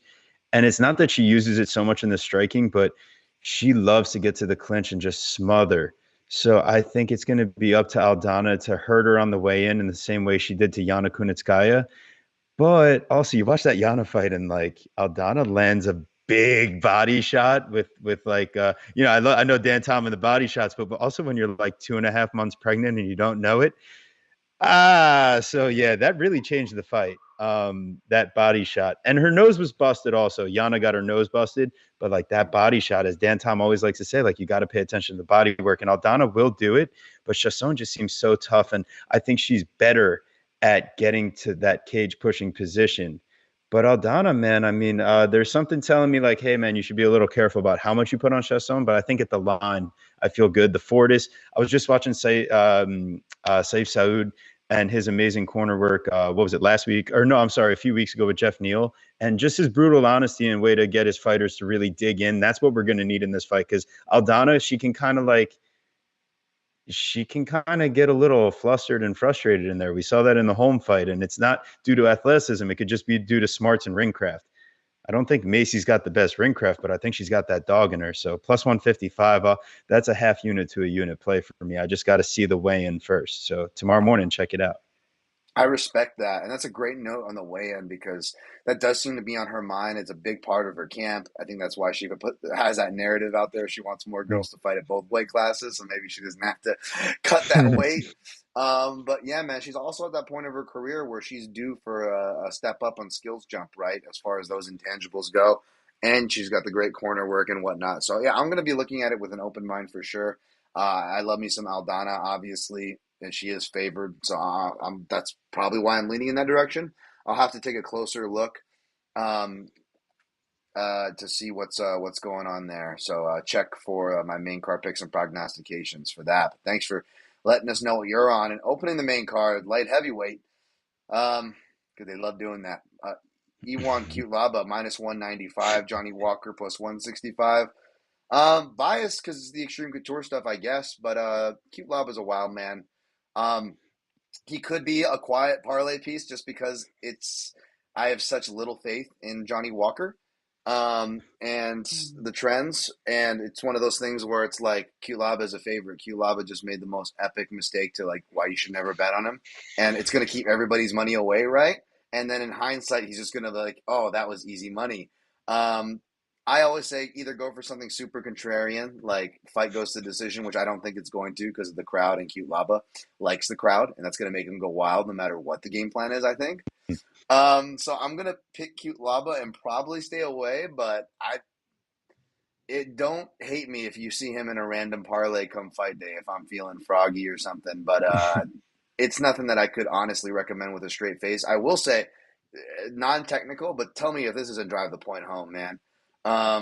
speaking of chronic combat conversations, Johnny Walker said in an interview that he he's talking about drugs ruined his life, and we're like, well, can you elaborate on that? And apparently, it wasn't heroin, it wasn't cocaine, it was weed. It wasn't even weed. It was Yeah. CBD tincture. And he goes, wait. You don't understand. Even though it says no THC, there's a little bit of THC in it. We're like, oh really? Mm-hmm. Mm. This hand gesture. And he goes, and I'm not this guy, but like, I mean, talk about handle your shit, Thaddeus, right? I mean, if you know, quote, if you know, props to anybody who knows what I'm talking about, what movie I'm talking about. Handle your shit, Thaddeus. The guy said he was out of it for 3 days and needed to be consoled by his girlfriend because he took too much tincture. He's 6'5". He's a fucking heavyweight in there. He took too much CBD tincture. I'm sorry, man. I don't care. You can throw out all the tape study. I know I'm a technical nerd, but if you tell me that one guy can't handle CBT texture and the other guy can, I don't know, man. It feels like it's a pretty easy pick here. TB, what do you got? Yeah, man. It's kind of you're picking your poison here. It's either Cuda Laba -125 by knockout, or it's like -110 inside the distance in case he learned how to, go for the neck. But yeah, I mean, as much as I was thinking Johnny Walker might be that guy on the main card that could be the one to ruin the parlays, stuff like that. I think you're right overall. Like, I'm scared off betting Cuda Laba here, 100%. But is that the narrative? Do we need to fade the narrative? And is Kude Laba a guy that in retrospect is -400? Because he could beat Johnny Walker by starching him on the feet with an overhand right, because Walker's chin sucks. He cuts a ton of weight to make 205, and his chin has never really been great. And two, Kude Laba is like seven takedowns per 15 minutes. And he does it at an extremely high percentage. And Johnny Walker, his gas tank just depletes immediately anytime he needs to grapple defensively. It's not that he can't do it. He's actually pretty well skilled. It's just he can't do it for long. So even though Kyrie Laba might gas out with his offensive wrestling, I think that Johnny Walker gasses out defensively himself. So, hey, maybe this does go the distance. Maybe that's the narrative to fade, because maybe it's just Kyrie Laba's going for that kill on the ground and he gasses himself out, but he's still able to land the takedowns and sit on top, a la like the Devin Clark fight, which, God forbid, Papa Bear comes in the chat right now, Oh man, that's one of the best ones. Because it's just so good. Like, as much as it sounds like it sounds like a cartoon, but it's like legit what he does. But yeah, so that's that. Cute Lava, man. I'm with you on that one. Well, see, that's what I was originally looking at was Cuda Laba by decision plus 500, $20 you don't want to see again, gets you a unit return. Mm. And then some, but like, but because if it goes to decision, who's going to be the more damaging fighter? And maybe both guys are scared, right? The narrative glass cannon for the chin Walker, and again, SPG, they're going to teach him how to outfight, but not give him a lot of layers if they get pressed. So he can get control, to your previous point. And then you got Extreme Couture, so he's going to have the wrestling and all the smart encouragement from Eric Nixick. It's just the crowd that worries me, because again, it doesn't matter who you have in the corner. People were giving my guy Eric shit after the Hermanson or the Strickland fights, and you guys heard him on the podcast. Like, it's not like he didn't know. You know what I'm saying? It's not up to him. It's not a video game controller 1-for-1. It's the fighters that are in there. That's why they deserve the credit. But it's also why we got to remember, just because you come from a certain camp or have like an amazing corner man, that's not everything. It's how do they fight, right? And again, it's not to criticize the other camp, SBG Ireland or anything, but if you want to look at camps too, he lost to Span, who is a camp coming from a camp that's red hot in Fortis MMA we just talked about, right?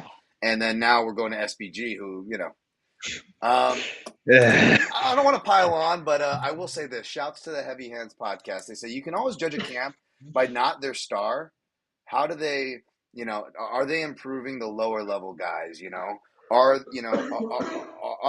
Maki Patolos of the world, are the Dan Iges of the world, are you producing those guys? Are those guys getting better and fighting and fighting above their head as well, or is it just one star and you never hear from really anybody again? I'm gonna leave it at that, TB. But Yeah. Hey man, there's so many people in this chat right now. Yo, make sure you guys throw a like on this video. Make sure you guys subscribe to Dan Tom's channel if you haven't already, and make sure, hey, run out of this chat real quick, hop over to Chronic Combat, make sure you hit the subscribe on that channel too, Chronic Combat Conversations. But come back. Yo, we had like 20 viewers in here, only like 10 likes or whatever. I popped in to take a look. You guys are watching. Just hit the like button. It's not that hard. Come on. Appreciate that, man. Thank you guys for watching. Thank you guys for hitting the like button and subscribe to participate. I will do my best to answer. For example, you're getting some love, by the way, TB in the chat. That's a pretty good take from Jin Karasu, giving you some love. Rio Sozin has a question. He says, Dan, are you a Cobra Kai fan? Season 5 comes out at 12 a.m. today. Sorry for the off-topic question. It's not too off-topic because I don't know if I'm not a fan because I just haven't watched it, to be honest. I've heard good things. TB, are you a fan of the Cobra Kai series? I haven't watched it yet. I'm one of those people that's so far behind on everything. I'm like, oh, I'll add it to my list. And then my list is like this. And then the amount that I watch is like that. So the list just ever growing. So Cobra Kai, like add it on. I'll get there. I will, I promise. Maybe I'll have like a long layoff at some point where I'm laid up and all I do is watch shit. So A great point here. Someone says, where is it? Someone says, do you guys think it's Ghost? Do you think it's interesting that Nate doesn't really wall walk? Yeah, the Diaz brothers, not really a mm, lot of wall walking. I know a lot of gi mm, jujitsu, a lot of boxing in the ring. They do have a cage there where they train, but that's definitely not a specialty of theirs. That's a great yeah. point. They do good when the opponent's back's to the fence. That's when they come to life. But yeah, they don't have the other side to it. Ghost says he likes to go away from the fence and do that knee shield, which isn't really good for MMA. I like a knee shield, but yeah, I know what you mean. You gotta use that cage. Dan Tom, Drake Riggs are great. More love there. Kimball Mercer. Good afternoon, Dan. What are your thoughts on Zhang Weili's workout videos on IG? Does it inspire you to work harder? Or is it Tony Ferguson like, as everyone seems to call her the female Tony? Um, it does inspire me to work harder. I mean, all these athletes do, man. I'm in awe and I respect it. It's incredibly hard as someone who is doing their best to imitate it as best as possible right now. Alvin Yakaturi, such great attention to detail for both of you gentlemen. I can tell you really do your work and watch film on these phenomenal fighters. Not all of us agree, but we all respect your ideas and analysis. That's what's up. That's the attitude right there, right, Thank you. TB? Thank you. Yes, Uh, that's what it's all about, man. That's why I got uh, in this space. Jimmy Kudo, since you will not be doing a preview show at November 12th, can you do a special preview of Zhang Weili for Sparza for 281? I don't think I'm allowed to take pay-per-views off, so that's my last hard week of sparring. So unfortunately, I'm going to have to work that week. And what I think I'm going to do, I think there's cards the next 2 weeks, folks. I think I'm just going to use my only 2 weeks of vacation time and take that fight week off and the week after. Um, God forbid, hopefully I don't need it the week after, but I can just use it to relax because I'm going to need some time to eat and not do nothing. Because I am long overdue for that shit. I will tell you that. All right, going to the prelims, and I'll get back to you guys. We got Akeem Dawodu, minus 225, Julian Erosa, plus 190. I got to take the lead here because I have some corrections and omissions. Boy, I probably should have DM my guy Braschuk. I hope he's watching. Um, I usually use Arosa as the example of a guy who, if he doesn't get finished in round one, he's hard to finish, or you can't finish him. Well, you can. He's been finished in round two before and round three by Julio Arce, which is of note because Arce, even though he's a southpaw, he is one of the better analogs just because he's got the Muay Thai and kickboxing swagger, so to speak. Um, so I do want to apologize for that if I misled anybody as far as round. Not that I said round one or bust, but I definitely pointed that out, which is true. Julian Erosa, win or lose, gets hurt in round one a lot. And I like Erosa. He comes from Extreme Couture. There's that bias. I'll be rooting for him. I liked him anyways because he looks like Cameron from Ferris Bueller's Day Off. Bueller. As I continue with old ass references here. Um, but and he was looking like a live dog, but this was the fight TV where I was like, after I went through my fourth hula hoop on how Erosa was going to win this fight, I was like, you know what? He legs, body, and a counter striker, a guy that doesn't get tired and has serviceable takedown defense. Probably one of the worst matchups on paper, hardest matchups on paper. Dawodu, yeah, I'm gonna pick Dawodu here. He was a justified favorite. I didn't disagree or anything before. Again, it wasn't like I was like, "Oh, Gon's the wrong person's favorite. Ty should be favored." Like, no, is the dog worth taking a shot? I'm not arguing Mm, about the favorite here, folks. That being said, to show that, and again, not that I need to, because I pick against extreme couture-based fighters all the time. hmm But I'm going to go. My heart's going to be with Arosa. If I have a bet before this fight and it cashes, I will consider putting some Arosa inside the distance because he will make things ugly. He will attack submissions like guys like Evloev who have way better wrestling and process than Arosa doesn't have the same submission threats. And again, Arosa, when you give your back and turtle, like Dawodu does, you don't just give your back for back takes, which Evloev used, but not. He's not much of a closer from submission standpoint, right?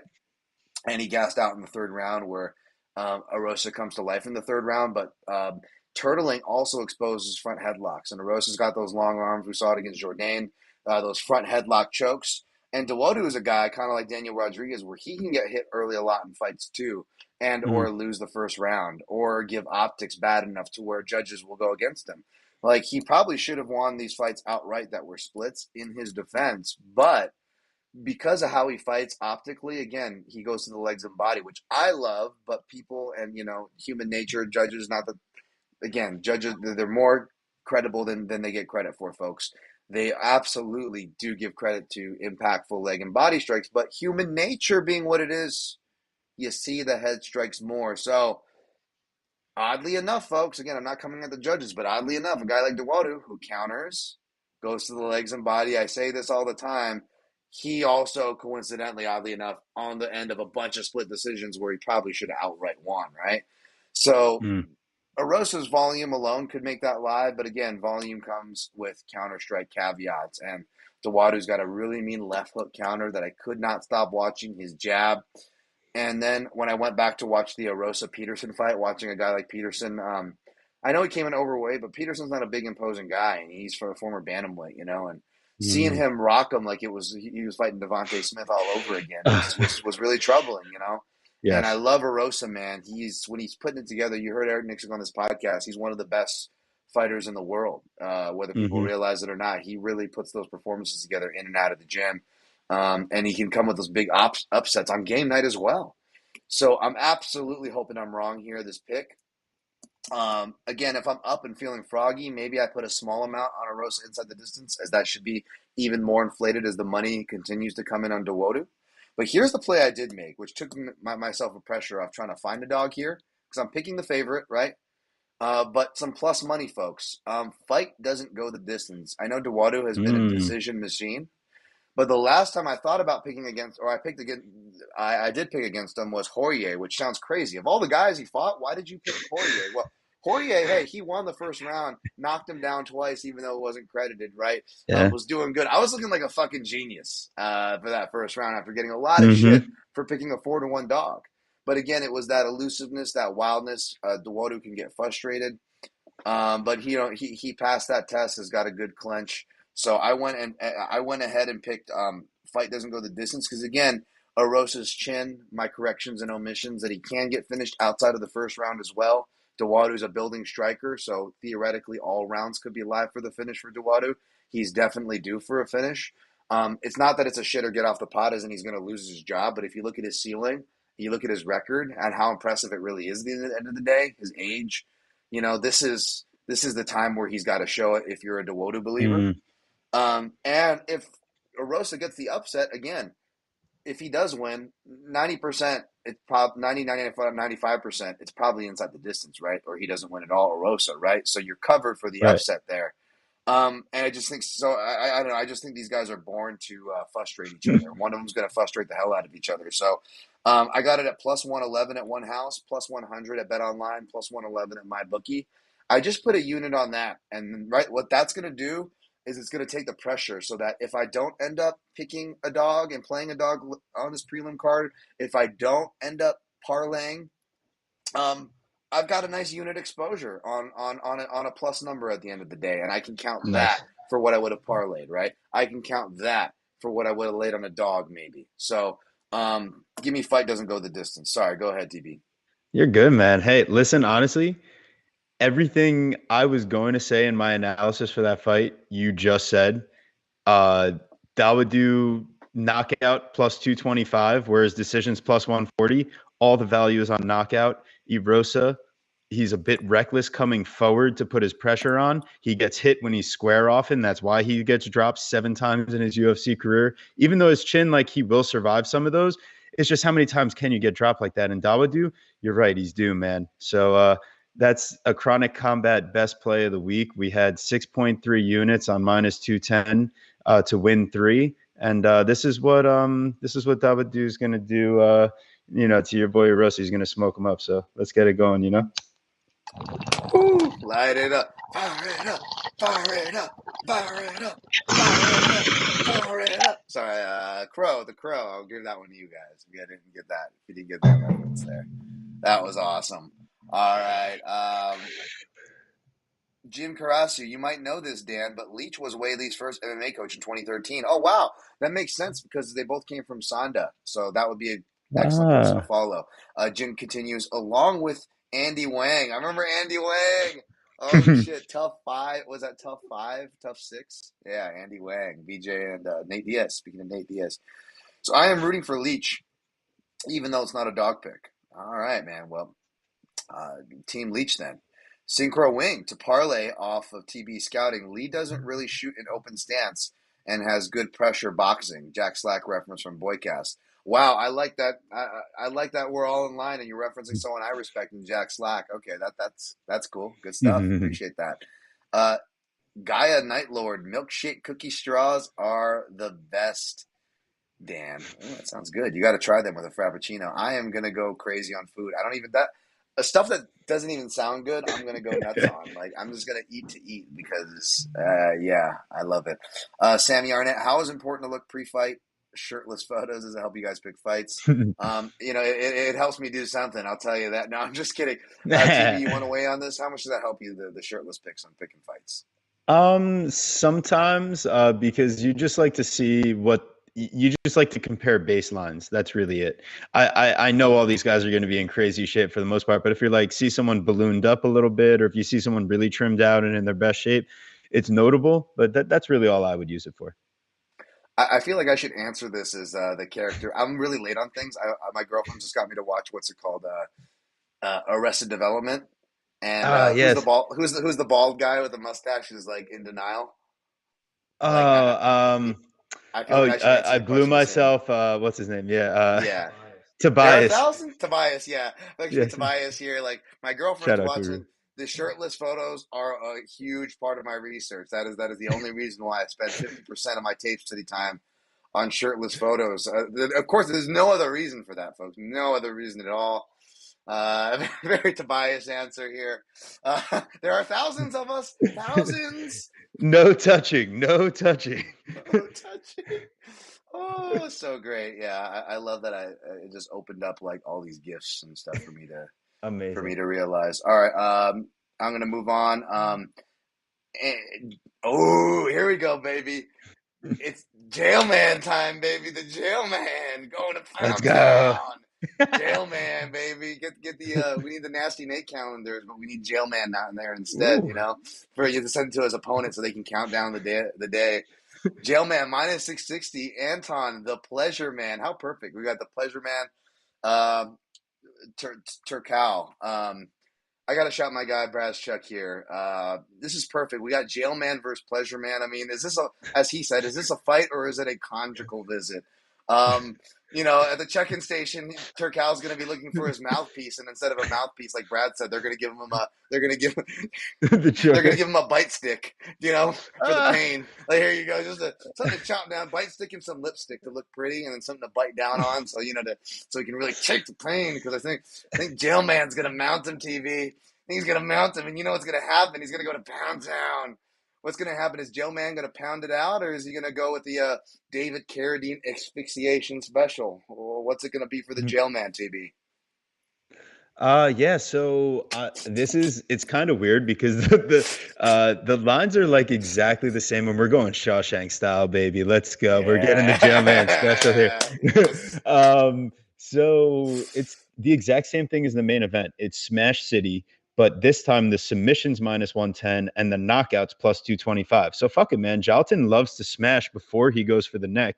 So I'm just going to take a chance that he gets like the TKO before he locks in the submission this time. Plus 225 for the guys at minus 660. Same thing as I said in the main event. I'm going to take a chance that Chimaev gets the sub that, like, so if one of those two hit, I'm profitable on that type of idea. And the fact that they're the same line, my boy out there, UFC Shark, the guy that's out betting, sometimes you see like, oh, this guy had 20,000 on a parlay or whatever. Like, that's our boy out there. So he's always looking at the lines and he keeps track of patterns and line movement and everything like that. So I just thought it was interesting to see that those props were flipped.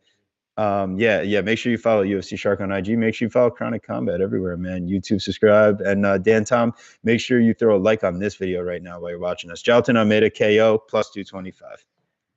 No, man, I don't hate that at all. I don't hate the sub shots either, by the way. But yeah, I think Jailman goes to Pound Town. I'm still looking for a fourth leg, I believe. I think so. Here's what I was thinking. Like, and again, this is The another reason Jailman why. has a third leg. Yeah, well, he's the third leg for every parlay. So Right. let's get that straight. Like, even if you're not parlaying, he is your third leg here. Like, if you're, but I'm only looking for a 2-leg parlay. I know you're only looking for a 2-leg parlay. I'm just saying the third leg is Jailton. That's all I'm saying. But I'm not even here for a parlay. I don't even gamble. Shh. Third leg is Jailton. Always. So I love it. I'm reading a bunch of sickos with this podcast. I forget you guys actually listen and pick up on these gross themes. But yes, the third leg is going to be my anchor for my round robin. I'm going to anchor it's chalky, but I'm just going to anchor the under 1.5 in case the pleasure man. I mean, he is called the pleasure man. Maybe he could take it a little longer. Maybe he's got those cheeks conditioned and calloused up, ready for the jail man. So, the 1.5 kind of anchors it. Was thinking about throwing the round one, Holland, and then Leach by KO, which is still plus money. And then looking for a fourth to round robin, which I'll do 2 6-manners for the 1.17. Load it up, fire it out. And I'll fire that out, of course, on fight day once I narrow it down and finish my research, because there's at least one more fight that I wanted to study that I didn't get to. I'll be full admission, but yeah. We're on Jailman there, of course. Sorry about all the sex talk. Jamie Pickett, searching for a knife. Minus 130 versus Denon. Tululin. Plus 110. I want that guy Andreas Michael, who's he's Alexander Gustafsson, but also Chimaev. Like he when he's yelling, he's like, please. He sounds like Swedish Chef just losing his mind. It's great. Like, you go back and watch old John Jones Gus fights, or like Chimaev against Burns. He's just like, I'm not trying to make fun of that accent. I'm sorry. I'm doing the thing that I hate when people do. I apologize, but you get what I'm saying. It's like Swedish Chef losing his mind. It's fantastic. Wow. So Guru was like kind of showing me something behind the scenes here. I think that there's something about the press conference being canceled right now, about something about safety or whatever. And a fight broke out backstage or something. So they're canceling the press conference or whatever because he was watching it. That's weird. We'll have to get more info. If you guys want to see that in the chat, let us know what's going on for real. Feel free to update we're trying us. To find out. Feel free to update us on that. We'll continue through. Yep. I didn't get a chance to watch this. I'm leaning toward Tululin just because I'm not confident in Pickett. So even if I pick Tululin, it's like a fade on the favorite, and there's not much on this branch for a dog. So I won't be playing it if I still end up on the side, which I'm not sure I will. Do you have any information on this fight, TV? I lean Jamie Pickett, but I can't even reach into grandma's couch cushions for this one. If I end up with a bet on this fight, you guys are allowed to slap me. So go ahead. I love when you guys talk about grandma's couch cushions. That's great. That's definitely your guys' show thing. I love that. Thank you. All right. Well, why don't we just go to the main event for not the heavyweight division again? I got to shout my guy Brad here. This is the T-shirt and the pool division. Oh yeah. We got Chris Barnett plus 330 versus Jake Collier, baby. Kate Collier himself is minus 410. I got Collier here. I haven't really played this fight. I may throw him in a parlay. Maybe I throw him in another big minus 400 with someone else and make some plus money somewhere if I get really desperate. But I didn't bother looking too much at this fight. What do you got, TB? All right, so you know who my third leg is going to be. So that definitely Jalton. But okay, so first leg is Jake Collier, minus 410. Second leg coming up soon. Okay, I like. Maybe we're on the same boat there. That would be a way to avoid my exposure. And that way I don't have Yes. to parlay people I'm already exposing. So I like where you're headed here. Um, Yes. where everybody knows your name. We'll get to that in a second. But yeah, I'll get Jake Collier here too. I'm not going to get cute with like how he gets it done. I don't mind Hmm. people taking the old sub shots, kind of like those theories that we were talking about earlier. But yeah, another minus 400 favorite. Speaking of cheers, Big Norm, Big Nom Dumont, Talk about the minus. thickness, man. It's all right, baby. Minus 410. Um, plus 330 on Diane Wolf. I didn't even bother looking at my grading the winners for Diane Wolf because it was so long ago. And I hate to be ageist as an older person getting in the ring. I'll fillet off myself. So I obviously sympathize with Miss Wolf. I am not hating, but man, I feel like Norma Dumont is this is set up for her to Hmm. roll here. She arguably won her last fight to people that I respect had it. I don't have a dog in that race, but hearts out if you bet and came up short. Not that it was like the R word or anything like that. I'm just saying apparently there was an argument. I didn't even watch the fight, so I'm not. Don't get mad at me. I have no feelings. I'm just throwing my sympathies out to their supporters. I think she's due here. But yeah, maybe you parlay her with Jake Collier and the Jailman, and you just have yourself a dirty party. What do you got here, TV? Yeah, so Norma is the second leg of the three leg parlay. So you got Norma, Jay Collier, and Jalton Almeida. That's not going to be like the biggest bet of the night, but it feels like I need to have those three. And if you need to throw Hamzat in there too to make it maybe plus money, I don't even know if it gets there. But that's I'll throw that together to tell you guys the official stuff. I always go off the DraftKings money lines. Generally, FanDuel has the better prop selections as far as pricing goes. But yeah, Norma, if she uses any modicum of any type of grappling in this fight, she could get a knockout or a submission. If it stays on the feet, she could win a 50-50 striking match with an Olympic level boxer by mixing in, a better kicking game and having better cardio. So yeah, it's Norma rolls here. I don't see the landmine popping up in this fight. So as far as my three leg parlay goes, I like that they're both minus 410. I think that's interesting too. But yeah, minus 128 if you go three legs. And if you want to add in the fourth leg of Khamzat, it's still minus 111, man. So yeah, you probably won't get plus money on the grease ball play there. But yeah, I would say play Hmm. it to win one unit. Yeah, yeah, I'm seeing it comes up short there to get excited. By the way, the parlay may have a better chance of sticking together more if you use cum shot, but comes out might be just fine enough. But we're just trying to keep these parlays together as best we can. So the Exactly. stickier, the better. That's it. Let me try. I'm trying to find this because you don't have a thumb shot on this thing. I'm trying to find. I gotta be careful because it could just pop up and hit me in when I'm not expecting it. But Yeah, I don't see him. bah. Premature. Maybe Nate and comes out got in a fight because I'm not. The line is not on my bookie right now. That's scary. It went back to minus 1500 um, on DraftKings. So maybe that was the fight at the press conference or something like that. I guess we're going to find out because comes out's always all about that talk, right? So I'm curious if he talked to the wrong guy and Nate actually like schmacked him or something. Yeah, Hamzat's been on one, and like to be honest, like it's all I probably is a lot of it for the cameras, like Kevin Holland saying, and it's Hmm. weird. He's dude. It's like everything he goes to, if you notice, it's always very homophobic. Like Yes. it's just like Yes.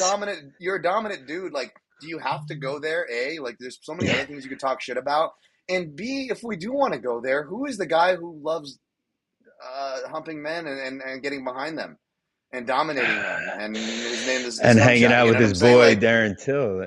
yeah, and shirtless, and you're letting Carrot off letting Kadyrov have his way with him for the Oh, cameras. So, baby. yeah. So, I mean, I don't know. Like, if I was seriously, like, if I was Nate or somebody, like, I would just be like, if he gets my back in this fight, I'd be like, yeah, I bet you like this shit, don't you, Cum Shot? Yeah, you motherfucker. Oh, what are you doing back there? You like that? Like, you could just totally get into his head. He's that immature, and it seems like that he'd be, no, I'm not gay, and he would like lose. He would immediately like lose position just to prove he's not gay and box with Nate. Like he would do something that stupid. I think like this guy seems that homophobic. So I don't know. Yeah, I don't. I would not be surprised if he just it just got he bit off more than he could chew and forgot that he has to get paid and fight at the end of the day. I hear you, man. I hear you. Anyways, we got Alatong Haley minus 170 versus Chan and Helliger plus 145. The money's been coming in on Chad. He has my interest. I've got really good notes on this guy, but I did not have a chance to go back and watch this fight. He is a dog I'm looking at. I may still end up picking Alatang and pull up from this. So don't go out rushing on my account on it because I haven't had a chance to run it through the comb yet. But this is the fight I want to research. Do you have anything on this TB?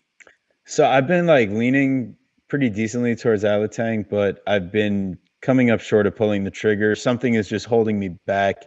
I'd like to see them weigh in and face off before I have a final thought on this fight.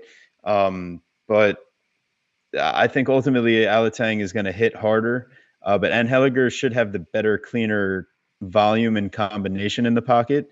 But Alatang should be able to win the wrestling exchanges pretty easily, given that Jesse Strader was able to take down Chad Anheliger at will. So it's like, is Alatang going to come out with his grappling heavy approach like he did in the debut, where he got the split decision against this is why I have my notes against Dana Bakary. So yeah, I think Alatang can go to the volume wrestling approach. Thank you, Guru, in the background helping your boy out. But yeah, so that's where I think Alatang should be the play. But something is giving me pause. So I haven't done anything on him yet.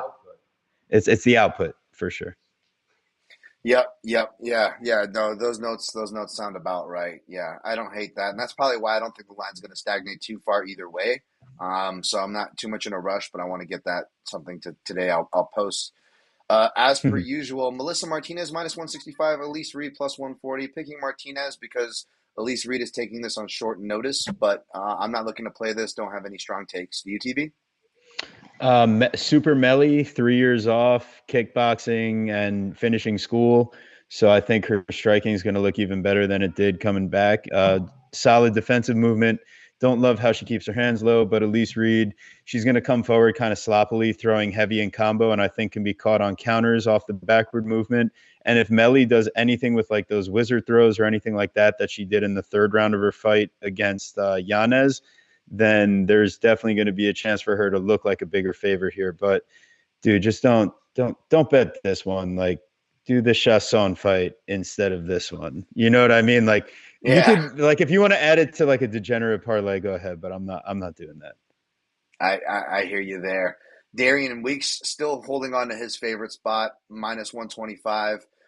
Johan Linus, or maybe the line flipped. Who opened as a favorite Uh here? No, no, no. So Weeks yeah, opened as a Weeks was a dog. bigger favorite. Yep. Oh, he did. Wow. Okay. Wow. Oh, I missed that boat because I'm actually so I am picking a dog. Huh. I didn't look into this fight heavily, folks. Granted, I'm just going more for the slower, less unimpressive, but a boxing process under the sheet, under the sheets, under the layer. You can see it there. It's just kind of frustrating. I'm hoping Weeks takes a step and develops more, shows more here. Linus more likely to get a finish. So I don't blame anybody taking that shot, especially now that you're getting plus money from him and he opened as the favorite technically. There's always that argument. I'll go Weeks by decision, but I'm not super confident on this one. I didn't obviously study this one heavily. Yeah, we got a couple units on Linus. It just seems like Weeks doesn't have the pace or the finishing potential at the highest level here to threaten Linus once he gasses out. And also, I don't think Weeks does enough to Mm, work to the body or, mm, like he'll put on pressure, but not smartly. And Linus is good at circling out and using his defensive movement, but it's the body shots, the endless combos from Gabe Green, the grappling exchanges. Linus is landing very solid takedowns, but Green is a very good grappler and is using his get-ups and is wearing out Linus by making him work for it. I don't think Weeks is that good if he gets taken down from bottom. I think he's solid in like forcing clinch exchanges, but he's not great at settling into them and really dominating in those places where, like hmm against Ian Yeah. Gary, you would expect him to. So that's why, yeah, Weeks. We, yeah, 2 units Linus. I think he's got the finishing potential, and I think he's going to land the bigger shots, and he should be able to win the grappling exchanges. The question is, does he gas out before he wins 2 rounds if it goes to a decision? Because that's the one place I get worried. But as a dog price, and not, I think he would be minus 200 if he won his debut and he takes on Weeks here. But because Gabe Sure. Green had great cardio and he survives that knockdown in the second round and turns the tides, turns up the pressure, lands those body kicks, and next thing you know, like you always talk about, the work to the body, you got to respect it. And then the hands start Yep. coming down, then the pressure keeps going. And it was a body shot, and Linus doesn't even get knocked down. He just kind of like collapses after like the pressure, just he succumbs to it. And Darian Weeks is not that guy. Maybe he progressed. He is a younger fighter in that regard, like you talk about. But yeah, Linus 2 units. That's our chronic combat conversations. Make sure you're following us. Bet MMA tips. We do the third party tracking. It's a little tough, keeping on top of all that stuff, especially last minute. But it's a fun time. So follow us out there, and it's easier having a second teammate to bounce it off of and help each other out. So I feel you Nice. on the flying solo aspect on that, my dude. Nice. Yeah. No, there's definitely benefits to that, man. I definitely, there's definitely times where I wish I had a regular co-host or a support, like a team like that. So that's awesome, man. You guys make a good team. And I don't hate that. I wish you the best, man. We'll see. Maybe I end up on that side too. If I have time to take a closer look at this fight. There's a lot in the chat. I apologize if I don't get to you, but I'm just gonna try to blow through. TB, do you got time to sit through and answer some Yeah. questions while we get Yeah, out of sure before we thing, get out man. of here? And we'll recap Yeah. our picks and plays at the very end, so that way, if people don't want to sit through the explanations or the interruptions, for lack of a word, they're welcome interruptions. They're appreciated interruptions, but interruptions of the chat as far as like off-topic questions when people tune in, they just want to hear a breakdown. So I want to make For sure I sure. still give them their recap. Um, Ghost loves body work. He was telling us on Drake's cast. Nice. Yep. Ghost knows his shit. Jimmy Kudo, do people actually hate on you guys? You guys do good work. The picks may not always be right, but whose are? Am I wrong? You're not wrong. People just haters. So I try not to be one Haters. myself as best I can. That's all we can really do. Don't worry, Dan. We all love body work. I know you all do, Jimmy Kudo. Body work. There's a meme on Drake's show mentioning body work since Ghost seems to be crazy for it. That's hilarious. Ricky Omang, if you watch Khamzat throw his first punch in Burns' fight, frame by frame, you see he punches Gilbert in the shoulder and chest and hyperextends his wrist very bad. I think he was fighting compromise after. Wow, that's interesting. I'd never heard anything like that. Did you hear anything, him complain about injury or anything like that, TB? Khamzat? Um, yeah, no, I didn't hear anything about that at all, to be honest with you. But he does talk a lot, and he's on a lot of different places spewing off a bunch of stuff. So I wouldn't be surprised if there was a place that he spouted that. But I mean, I just think that fight was a war, and he didn't want, like the same way Kamaru didn't want to. He didn't want to play on the ground with Gilbert. So that's what I saw. Yep, yep. Sammy Arnett, Dan, do you like the southpaw double attack, body kick, then head kick? I like southpaw double attack, but I'm not very flexible these days for the head kick. So I like the body kick a lot, but be careful answering these. I could have somebody watching. There could be spies among us. Spies among us. Dan, what are your thoughts on the jab low kick dilemma? On the jab low kick dilemma system, where you jab when the opponent changes position and counter low kick when the opponent tries to jab. Yeah, it's just a really interesting trade off. Yeah, I've been paying more attention to just people, not so much the jab, but when you jab, you're usually stepping with that lead leg. And watching Dawodu and like actual trained Muay Thai guys do this, when they throw their leg kicks, it's usually off of a heavy step or someone throwing the kick themselves. That's also why the jab works. They're not throwing a kick, but they're having to take a heavy step with their jab, and that is the best time to kick someone because you're going to lessen your chances of getting checked. Real kickers, and as you guys should know from watching MMA, the biggest fear is like what it does to your feet. Not just the Anderson Silva checks. Like there's a reason why even Yair Rodriguez is limping out of the octagon after every fight with his feet all lumped up because kicking often, even with good kickers, will hurt the kicker more than the person you're kicking in weird ways. So Mm. it's Muay Thai guys are forced, good Muay Thai guys, I should say, are forced to be smart with that. So that plays into the dilemma he speaks of. Karen H. Chai. Hello, I love these live chats. I always learn something new about MMA, and I see most of Drake's friends are here who are also very knowledgeable. Keep up the great discussion. Thank you, Karen. Note, I am a pretty new fan. fan as in only became one after watching Zhang Wei Li's epic fight at UFC 248. I mean, if that doesn't make you a fan, what will, you know? So Hell yeah. thank you for coming to the dark side of MMA, Karen. Appreciate it. Hope you're enjoying it and glad you're at least hanging in some positive circles here. So this is good stuff. James Kendrick, I hope we are not being too toxic. The conversation on Jake's WMA show get pretty spicy. No, you guys are good, man. I can get spicy, unfortunately, from too much for my own good. Well, the UFC presser was a shit show. I should have stayed here. LOL, Mark Fellows. What happened? What happened? Kimball Mercer, do you ever deal with anxiety when going to training? Yes, I still feel it pre-practice. Ghost and Drake Riggs told me that looking at it as an exciting exchange of information instead of competition will help. I agree. I'm not, even though I can't seem to stop competing to the point where like I'll get in a cage and fight. Believe it or not, I'm not a fan of competition. I never liked it. I've always been anxious of it. I've never been athletic. I've been very slow. Even in like grade school, I would always come in last in like relay races where it was embarrassing. Like fat kids, nerds, every girls, everybody would beat me. It was pretty embarrassing, right? So like, yeah, man, I actually had really bad anxiety, and then since this is, I'll share a pretty personal thing that not a lot of people know. But like, a lot of people. I was joking. Obviously, it's a real thing. THC can make you anxious. It's not for everybody, by the way. It's not. I know I was joking with Johnny Walker. A lot of people do get real paranoid. Um, I was straight edge for a long time because it was really easy, just from being in the punk rock scene, and I came from the traditional martial arts scene. So your body is your temple. So I was very against marijuana and a lot of drugs for a long time. It's just the way I was kind of brought up, not like church or religious or anything like that, but just with that kind of your body is your temple, right? And you see people like will get paranoid, but the truth is, just like a fight camp, right? Like some fight camps may have a bad rep, but they'll be the perfect fight camp for a fighter, right? And I used to have really bad anxiety when I was just sober as a judge, or maybe I would drink on the weekends or some shit. But like as far as the medicinal marijuanas are concerned, and I would pace and think of all the excuses of not to go to Extreme Couture back when I first started, like in 2008 or 2009, and it was a real problem. In fact, I probably only made 1 out of 5 practices after fully getting ready and like getting dressed and like making sure it was in your schedule.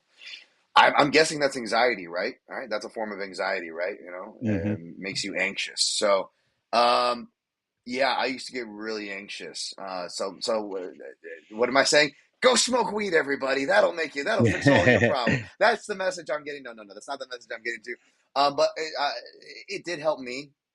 Um, it did help me as far as that goes, and social anxieties go. So when people say, "Oh, Diaz brothers are just using weed as an excuse," or social anxiety, they're weird, and I make fun of the Diaz brothers too. I mean, look at I'm not.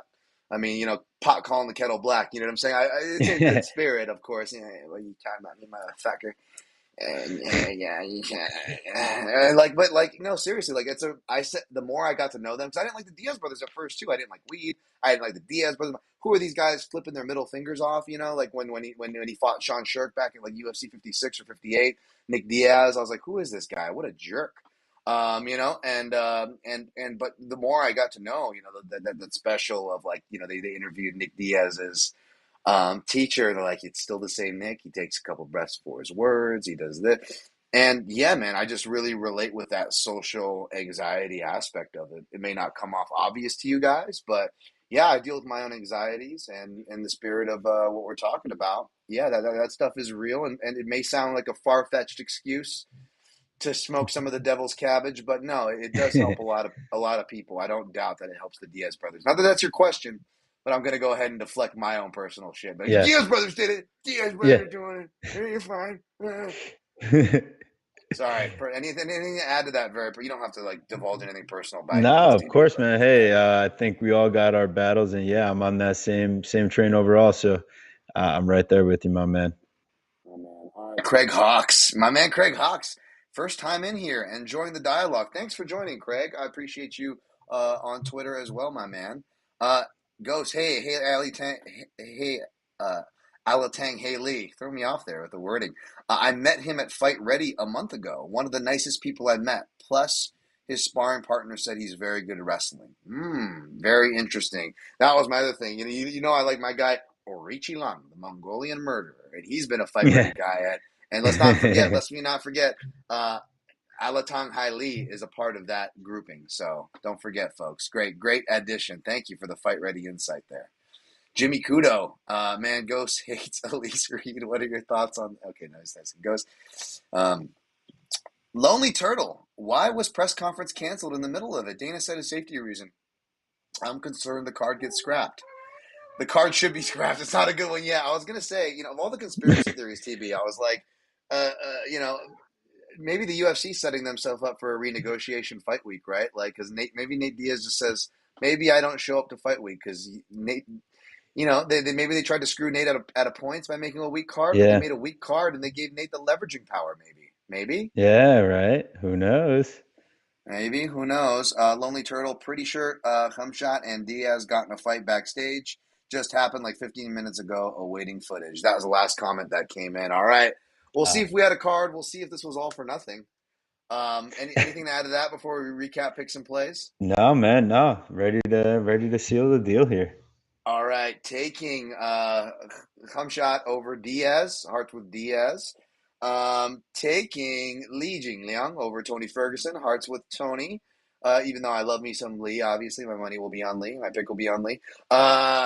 Taking Smack Man. You want to get smacked by the Smack Man, Kevin Holland.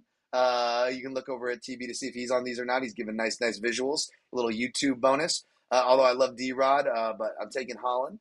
I know I might be subject to change here, so I know my guy TB's on Chesson. I'm leaning toward Aldana. Check my main card picks and prognostications to double check to see.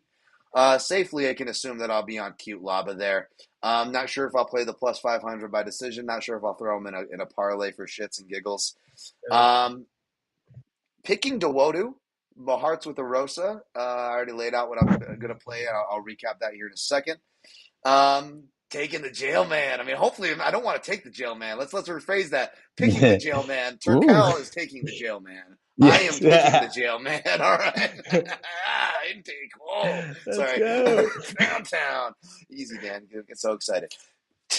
Probably taking Tallulah. Wait till to see what I tweet at Dan Tom MMA. But looks like my guy TB will be on Pickett. Check me at Dan Tom MMA to see if I end up joining him there. I'm pretty sure we're both on Jake Collier over Barnett. Shouts to Barnett and the tragedy he's had to recently endure. But picking Collier here. Also, we're both picking Big Nam, where everybody knows your name. Jamie Malarkey is Ted Danson. What are you doing here? Taking Norma Dumont over Diane Wolf. I'm going to be looking at Ann Helliger, but man, Haley Alatong seems to be the deserved favorite here. So let's see if I end up taking that shot on Ann Helliger. You got to follow me on Twitter to see that one. I'm going to be looking for my heart's with Canada here, but the Mongolian murder squad does not mess around.